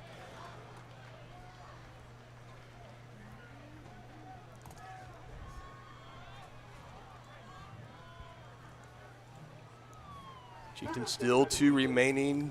Eudora still with all 3. Dylan Funk, Dennis Drennan here on the call. It's been a thrilling one to watch here tonight, Denny. And yeah, it's been a good one. We've talked a lot about this Chieftain rushing offense. They give them all their flowers. They've been doing it all night long. We did kind of fear of running back into that pattern of do you become too predictable for that Eudora defense. And when it came down to it, you're at 3rd and long. You run the ball again, and then you go for the pass finally on 4th down. And I think they had a good play designed up. It was a great pass breakup by the defender, the defensive back for Eudora. Yeah, it was well defended. Play call was a little under scrutiny last week, I think. This week, I think there's going to be people saying, why didn't you pass the ball more or whatever. But, at the same time, I think you've had such great success running the ball. I think the game plan has been spot on. If anything, I think maybe in that stretch where you had, that streak ended with 24 straight rushing plays this second half. Maybe you sprinkle in some play action, but hindsight's always 20/20. On the ground, Keelan Duncan's going to get wrapped up for a big loss as the Chieftain defense is going to force the Cardinals back, and that dreaded 3rd and long play will be coming up next. Yep. Timeout taken by Tonganoxie, leaves them with 1 remaining. And this next play, folks, here is your ball game. Roman Holtzhaus and Summers and Reichman all in the area on that last stop. They just cannot give up another long pass for a first down. That's been the big story, and really it's been every scoring drive for the Cardinals. They have had a 3rd and 10 or longer. Most of these have been 3rd and 12, 3rd and 16. Now this one's going to be 3rd and 14. Yeah, we had a 3rd and 21. And that was a big run by Cy Thomas, where he took it for 35 yards on the ground. The Cardinals have passed 3 times on 3rd and longs. I didn't mean to cut you off there, Dane. Yeah, you just can't let them complete it this time. They've passed 3 times, 3 completions for 40 yards, 41 yards, and 35 yards. And a touchdown. And all 3 of those conversions the other 2 led to the Cardinals scoring a touchdown. Need the stop right here. Can the Chieftains get it? Can't let them get it this time. Cardinals are 3 for 4 on 3rd downs tonight. Under center, maybe trying to get the Chieftains to jump. Straight drop back, looking to throw, fires it downfield, gets a step again, turn it around. Nyhart, flag comes in. Yep.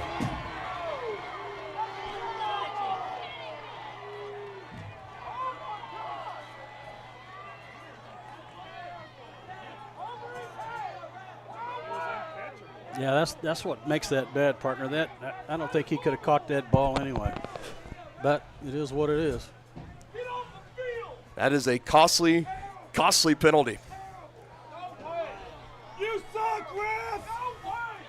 The Chieftains secondary has just had no answers in coverage tonight for Eudora and their receivers. That one is a killer.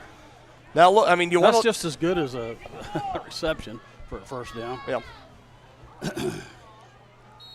Man, they had them where they wanted them, 3rd and long. 8th penalty tonight for Tongi. And 1 turnover. And now the Cardinals take a knee. Have the Chieftains down to 1 final timeout. A first down away. That will do it. They go to Moody, who crosses midfield, and the Chieftains have taken their 3rd and final timeout.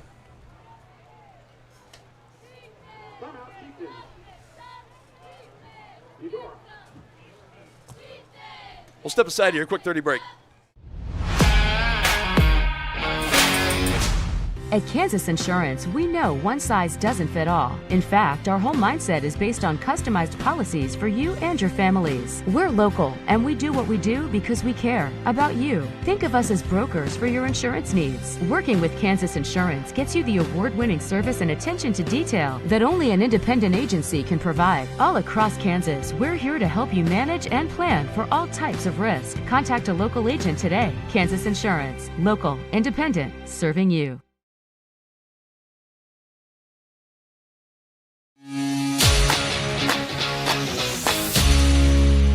59, 58. Rain is back here at Beatty Field. It's been on and off through the entirety of the game. 21-17.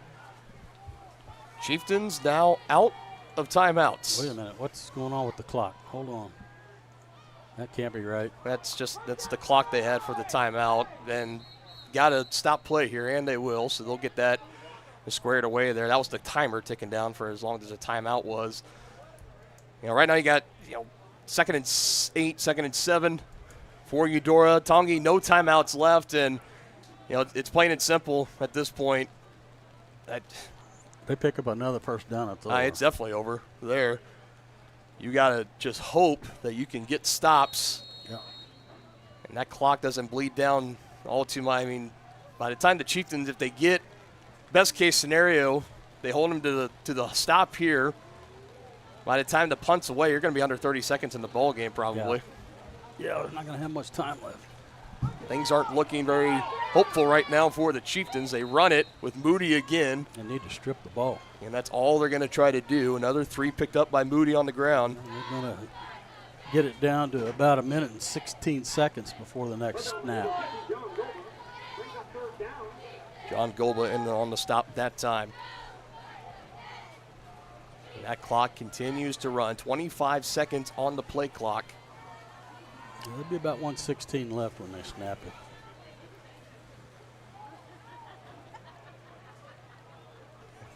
And I imagine if you're Eudora here, just say you get no gain or something, I imagine you're just going to punt the ball, flip the field. Yeah. You're not even going to entertain the idea. You can go for it on 4th down and seal the game up, but I think you punt, and they're going to run the clock down, and now Coach Steffen is going to go ahead and take one of those timeouts, as that'll leave Eudora with 2 remaining.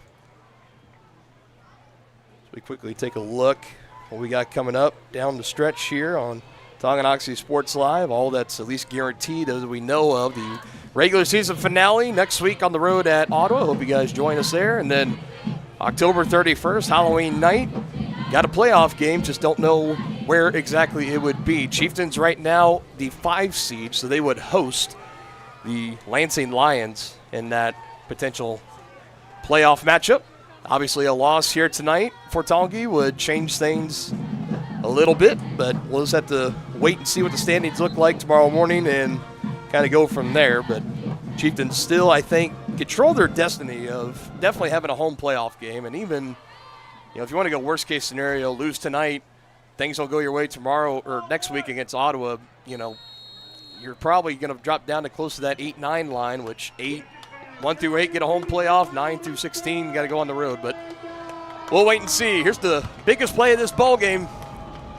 3rd down and 5 for the Cardinals. I know it says 4th and 5 on the video on the scoreboard, but it's 3rd and 5. Can't jump. Cardinals might try to go hard snap here. No one comes across. Mulvihill was the man in motion. Now he'll come attached on the left side. Did he take another timeout? He did take another timeout. Yeah, he tried to get him to jump. Trying to get those 5 yards free. And the Chieftains in desperate need right now of a turnover. I mean, that's really, if we're going to start looking at the realistic chances of winning this ball game, got to find a way to get a turnover. Likewise, Grayson Moody or whoever's going to be taking this next ball for Eudora, they're telling them 2 hands, squeeze it tight. The rain that's been coming on and off tonight, the field is slick. The ball is probably more than likely slick, although they do have the towel out there, so they are drying it in between downs, so maybe not as big of a factor there. As they got the clock running again, just counting down to the end of this timeout. Folks, we'll break down this ball game coming up in the Brothers Market post-game show. Our final thoughts, give some final stats of the games. Coach Schroyer comes up for that post-game interview. We missed him last week. Hopefully he comes up this week. All that and more coming up later on after this game in the Brothers Market post-game show. No timeouts for the Chieftains, 1 remaining for Eudora. A potential season-defining play for either of these teams here.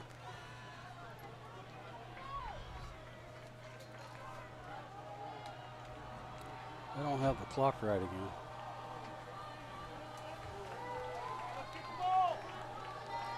A minute, 15 seconds.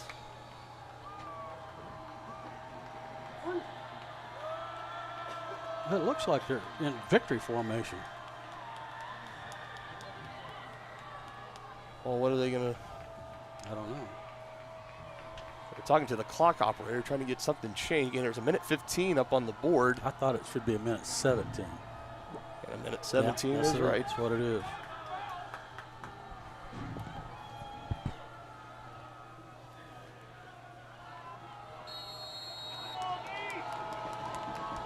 Third down and 5. Here we go. Carnegie under center. Takes the snap, handoff in around Keelan. Duncan trying to get around, breaking tackles. He's got the first down and the ball game secured for the Cardinals. That's the ball game. And one that got away tonight from the Chieftains. In it the entire night. Yeah, this one hurt.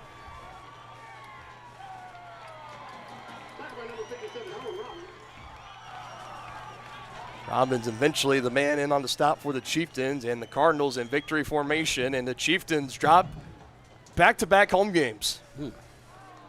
They will go to 4-3 on the season. This makes this Ottawa game next week really important. It's getting there to a must-win type of scenario. Yeah.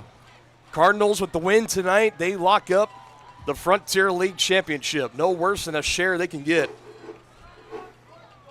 As Keelan Duncan hadn't had a rush the entire second half, he rattles off about 8 yards there at the end. Victory formation and a highly competitive game will come to an end with the Chieftains on the losing end. 21-17, they lose a heartbreaker to their Frontier League rival foes, the Eudora Cardinals. Yeah, like you said, partner, I think the team's going to feel like they let one get away tonight. No doubt. No doubt about it. We'll step aside, go into the Brothers Market postgame show when we return. Shop local and save at Brothers Market in Tonganoxie, where we treat you like family. Brothers Market has great everyday deals throughout the store. Enjoy fresh cut steaks from the meat department, the freshest fruits and vegetables from the produce aisle, and savor the flavors from the bakery. Check out their weekly ad to get the best deals on what you need. From apples to aspirin, Cool Whip to cool crisp lettuce. Brothers Market, open daily. Learn more at shopbrothersmarket.com. First State Bank and Trust is with you wherever you are with complete online banking. Cheering on the Chieftains once again? Why not pay your bills online? Waiting on your kiddos to get out of school? Seems like a good time to make a transfer. Or how about making a deposit from here? Back in the gym for another night? Why not get an e-statement while you cheer on Tongi? And of course, at First State Bank and Trust, you can always bank from right here. Come on in and see us and get your very own Chieftain card. To learn more about all the great ways to bank with First State Bank and Trust, go to firststateks.com.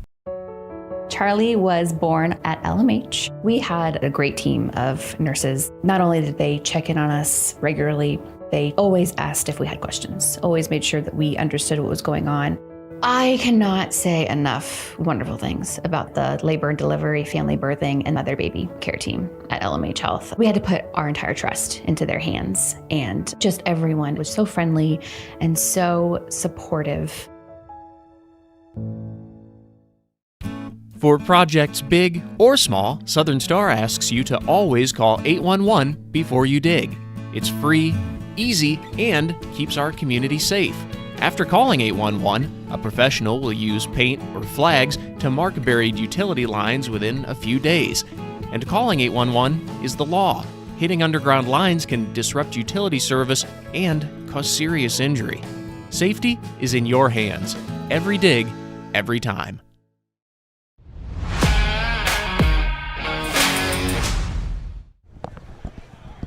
Back here, the Brothers Market post-game show. Check out the weekly ads and specials in-store or online at shopbrothersmarket.com, where they treat you like family. A heartbreak tonight for the Chieftains. They lose it 21-17, the final score, and there are a lot of fans leaving tonight shaking their head. Their players, obviously, you could tell they're distraught. Coaching staff frustrated. You know, this was all around a night where everyone's going to look back on the drive home, Denny, and say, we were in this ball game the entire time. We stopped the rushing attack of Eudora, but when it came down to the end, it was the passing game that the Cards had never, ever really had much explosive plays on. They get 4 of them tonight, 30-plus yards through the air, and they end up getting the victory. Yeah, it's sometimes it just comes down to a few plays, and that's really what happened tonight, partner. No doubt. And you know, not only were they huge gainers, but one of them went for a touchdown. So. Yeah, and you know, we'll have the stats here in a little bit, but I mean, we can look back on that game, and you know, let's start on the offensive side. I mean, this isn't necessarily all doom and gloom. Let's take some positives away. From this game. What are a couple that come to you off the top of your head? Positive takeaways for the Chieftains. Positive takeaways. They had the perfect plan tonight, and they executed it to perfection, with the exception of 4 defensive plays. Yeah, tonight, Bodie Maslak showed you a lot of grit. Yes. Blake Riedel showed you a lot of grit. Jacob Marin. I mean, everybody for the Chieftains left it out there. I mean, this was just a game to where in the end, Eudora made more plays in the end, and they ended up winning. And like I said, with that win, they clinched no worse than a share, if not winning outright, the Frontier League title. You know, everyone was talking about Spring Hill. Everybody was talking about Ottawa coming into this season. And, you know, the Broncos are a great team in 5A. The the Cyclones, riddled by injuries, derailing what was supposed to be their prime season, and it was there for the taking. And if the Chieftains win tonight, they put themselves in second place, and who knows what happens. It goes into the final week, but instead, the Cardinals, give credit to them and Coach Steffen, the rest of that staff. Coach Troyer said coming into this week that he believed that Eudora was the best public school football team in the entire state of Kansas, and tonight they went toe-to-toe. They went toe-to-toe, but Eudora also played like one of the best teams in the entire state of Kansas, as they prominently sit up top, number 1 seed in 4A East. Teams like that usually just find a way to win. That's kind of like the Chiefs, in the last few years. No doubt. They don't win pretty, but they win any way they can. No doubt about it. Again, still waiting. It doesn't look like we're going to get that interview with Coach Troyer once again for the second week in a row. I think he's wanting to spend some time with his players. Sure. On senior night, and I certainly don't blame him. Sure. Sure. We'll just kind of keeping an eye. If he comes up here, great. But like I said, it looks like he's spending time with the players out there. And, one more thought before we goes out for our break here. But, for these seniors, you want to come out and win on senior night. And the Chieftains recognized 8 senior players, 1 senior manager. This is a team that is strongly underclassmen, sophomores, juniors, even some freshmen getting in there. But so the future is bright. The future is bright, and I'll tell you, this matchup with Tonganoxie and Eudora, they might as well just book it for the final week of the regular season the next 2 years, because it's the winner of that game is going to win the Frontier League. I'm telling you right now. Yep. It's those 2 teams that are going to run this league for the next few years with Spring Hill leaving. But you want to come out, try to win this game for these seniors. You could tell that Harder, Maslak, Reed, I'm looking at all these underclassmen out here. You could tell they wanted to win this for the seniors real bad. And, in the end, again, you just come up a little bit short, but great effort shown nonetheless. Cardinals now move to 6-1 on the season at the top of the standings in 4A East. Tonganoxie drops to 4-3. They will slide a couple of spots in the standings down from 5 to who knows where. We'll find out more about that tomorrow. We'll have stats, County Road Brewing player of the game, final thoughts on the other side. One more break here on Tongi Sports Live. I was just wondering. Enter query. Should I use a robot? Vacuum? No. Are robots taking over the world? Yes. Never mind. Sometimes humans are just more helpful. Unlike a robo-advisor, we can put together a personalized plan. Farm Bureau Financial Services. It's your future. Let's protect it. Contact Farm Bureau agent Tex Vandervoort from Tonganoxie today. Families and business owners have trusted Mutual Savings Association for over 100 years. They offer checking accounts, online banking, personal and business loans, investment planning, insurance and retirement plans, and so much more. Their team specializes in creating a financial plan that is tailor-made to your needs to help you achieve your financial goals. Visit one of their 6 nearby locations, including downtown Tonganoxie, or visit their website msa.bank.com to learn more. Member FDIC. Tonganoxie is the ideal location to start a business. That's why the Tonganoxie Business Association has strived towards a common goal of adding value to businesses and the community since 2015. They assist in providing improved services for customers and visitors, encouraging and enhancing businesses, and preserving historical and cultural assets. Follow them on Instagram for the latest and upcoming event information, and become a member today by visiting their website, tonganoxiebusinessassociation.com. Proud supporters of Chieftain Athletics. The same look and location of a classic drugstore with the services and supplies of a modern pharmacy. That's what you'll find at the Downtown Drug Store in Tonganoxie. Of course, Downtown Drug is the local choice for your prescriptions and health needs, but did you know they have the best selection of Tonganoxie Pride and Chieftain game day gear in town? And a whole lot more. Cards, gifts, home decor, and even the best way to satisfy that sweet tooth. The Downtown Drug Store. Call 913-369-3800 or visit them online at thedowntowndrugstore.com.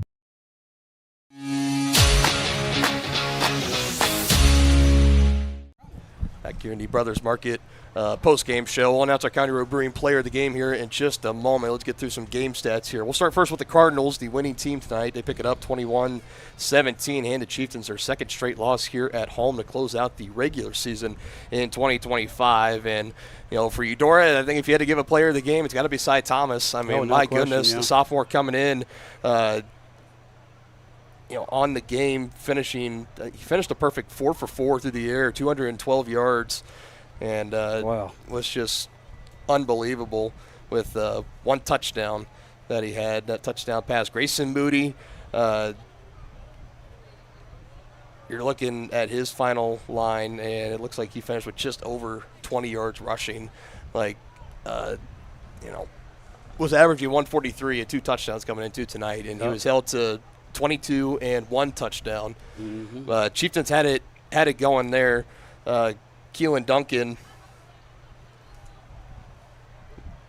I'm just skimming through this at this point now. He had 4 carries tonight, a little over 40 yards, and then receiving through the air. Obviously, that's what hurt the Chieftains tonight. Preston White had 1 40-yard touchdown reception. There towards in the second half, you had Julian Otis, a senior, stepping up, and he gave you 2 receptions for 50 yards. He was huge down there. And Duncan had a 40-yard reception. And those were first downs. Yep, no doubt about it. Cardinals were 1 for 2 on 4th downs, and they were 3 for 4 in the ballgame on 3rd downs. 5 total penalties, and they were able to get 2 sacks tonight, one of those being a strip sack fumble that they recovered and took in for a touchdown. For Tonganoxie, Maslak able to finish with 6 of 7 and 112 yards. He had no completion for the second week in a row. For the second time in 3 weeks, he had no completions in the second half. He had none against Bonner. He had 1 last week, a couple last week against against Basler Linwood. God, the B hyphens are tripping me up here tonight. But again, his 1 passing attempt was that 4th and long play. The Chieftains had to have it to keep the game alive for them, and credit the Eudora defensive back, made a great pass breakup. And there was a huge pass interference call on the Chieftains too. Yep. That was questionable, but it's one of those that it was there. It's something where if Nyhart has his head turned around, I think maybe the play goes a different way. But the fact that it wasn't, that's just textbook. You gotta, and part of that is getting beat. Yeah, he's trying to recover, make up that ground. That's a tough situation to be in for the senior defensive man for Tongi, but that's just the way it broke out at the end. Bodie on the ground, 17 carries, a season high for him, 72 yards and a touchdown. You have Paxton Summers get 3 carries, 11 yards. Brady Martin, 1 carry for 6 yards. Through the air, Jacob Marins had no catches in the second half. Well, again, like the receivers, everyone was quiet in the second half. Just 3 receptions, 94 yards he finishes with. 2 receptions, 9 yards for Kipton Harder. 1 reception, 8 yard for Landon Ruff. And for our County Road Brewing player of the game, his stat line looked like this for over 27 carries on the night. And, I can't tell which one that is. Nonetheless, Blake Riedel. No surprise that he is our player of the game tonight. County Road Brewing congratulates Blake on being named the player of the game. Rooted in the community, brewed for the journey. See what's brewing today at County Road Brewing in Tonganoxie. Also worth noting, County Road Brewing and Gambino's Pizza both open a little later tonight after the ball game. So we'll get you some delicious food to celebrate here tonight. We end a little early tonight. We started early, we end early here at 8:15. This is usually about halftime that we're in right now. But we're here at the end of the ball game. But, for Blake, on the night, just at halftime, he had 80 yards on 12 carries and 1 touchdown, and he came out in the second half, and he was just unbelievable. He was able to tack on, and it looks like trying to read my own chicken scratch right now. It's kind of biting me in the butt. 29 total carries on the night, well over 100 yards rushing, 2 rushing touchdowns, and he had a phenomenal night. Yeah, he was the bell cow tonight. And our County Road Brewing player of the game, Blake Riedel, here in this one. And for the Chieftains, they wrap it up. They drop down to 4-3, so no worse than finishing 500 on the season, which they've had every year since Preston Troyer has finished as head coach in the regular season, I should say. Next game will be at Ottawa next week, and then we'll see where the chips fall, whether the Chieftains be 4-4 or 5-3. They were 5-3 going into the playoffs last year. Let's just remember that. So just something to keep in mind. And we'll see what happens. For Eudora, again, already wrapped up the Frontier League. Now all their attention on trying to lock up that number 1 seed, so they play at home the entirety of the playoffs. They are home for their senior night. They will host Paola. And then, no doubtedly, they'll be playing at home Halloween night for their first playoff game, and more than likely for a lot of games after that as well. Again, we would give some scoring updates, but all the games still ongoing right now, so we don't know games that are final, and there's still even a lot of games that just haven't been reported yet across 4A and even beyond. So just a weird night for high school football, I guess, with the rain. I'm sure there's probably some stoppages, some delays with the teams that didn't start an hour early. I'm sure the rain's catching up to them now. So we'll just have to wait and see on that. But, Denny, we're going to wrap it up here tonight. I want to turn it over to you. Just any final thoughts before we sign off and close the books on Week 7? Well, like we said, partner, first, before I get into too much here, I think this unfortunate loss tonight pretty much makes next week a must-win if you want any kind of a seeding for postseason.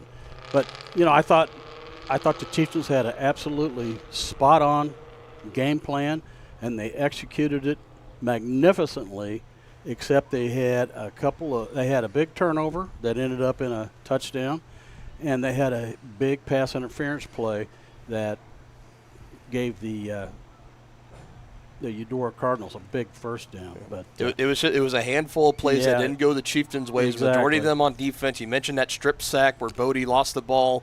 Cardinals covered it. They took that turnover in. I think both turnovers tonight, actually. Well, it ended up just being one because they took that interception off the board. But you laid down that turnover, they cashed it in for 7 points. Yeah, and, Bodie couldn't see it coming because it was from his blind side. Doubt. So give the Eudora player credit. He made a good play right there, and they came away with the ball. So, but I think the Chieftains are going to feel like they let this one get away because they did have the perfect game plan, and they executed it to perfection with just maybe 3 or 4 plays deciding the outcome. The short-term view of it, the loss stings. You're feeling like one got away, but I think once the sun comes up tomorrow and they get into the film session, they're going to realize that is. I'm pretty willing to bet that's going to be our number one. If not number 1 seed, number 2 seed in 4A East for the playoffs. And you had them on the ropes going into the fourth quarter with the lead. And the ball, and they made plays, and unfortunately they just made a couple more than you did tonight. And you know what? That's okay because that's football, and that's life. So all credit, much respect to Coach Steffen. It's not out of the realm of possibility we don't have a playoff rematch. Again, they've met only once ever in the playoffs. There was a win for Eudora back in 2012. Maybe history will repeat 13 years later. We'll just have to wait and see on that. Obviously, too far to speculate. But that is going to do it for us here tonight. The rest of our partners down in the Varsity Sports Live Network. Hope everyone's staying dry tonight, getting the action in, and we are going to see everybody this upcoming Friday, the regular season finale on the road at Ottawa as the Chieftains will take on the Cyclones, looking to win to stay 5-3 and lock up a potential home playoff game. Alongside Dennis Drennan and Brittany Funk and the rest of our entire outstanding crew here at Tonganoxie High School, I'm Dylan Funk saying so long, and we'll see you next time here on your home, the Chieftains, Tonganoxie Sports Live. Have a great weekend, everyone.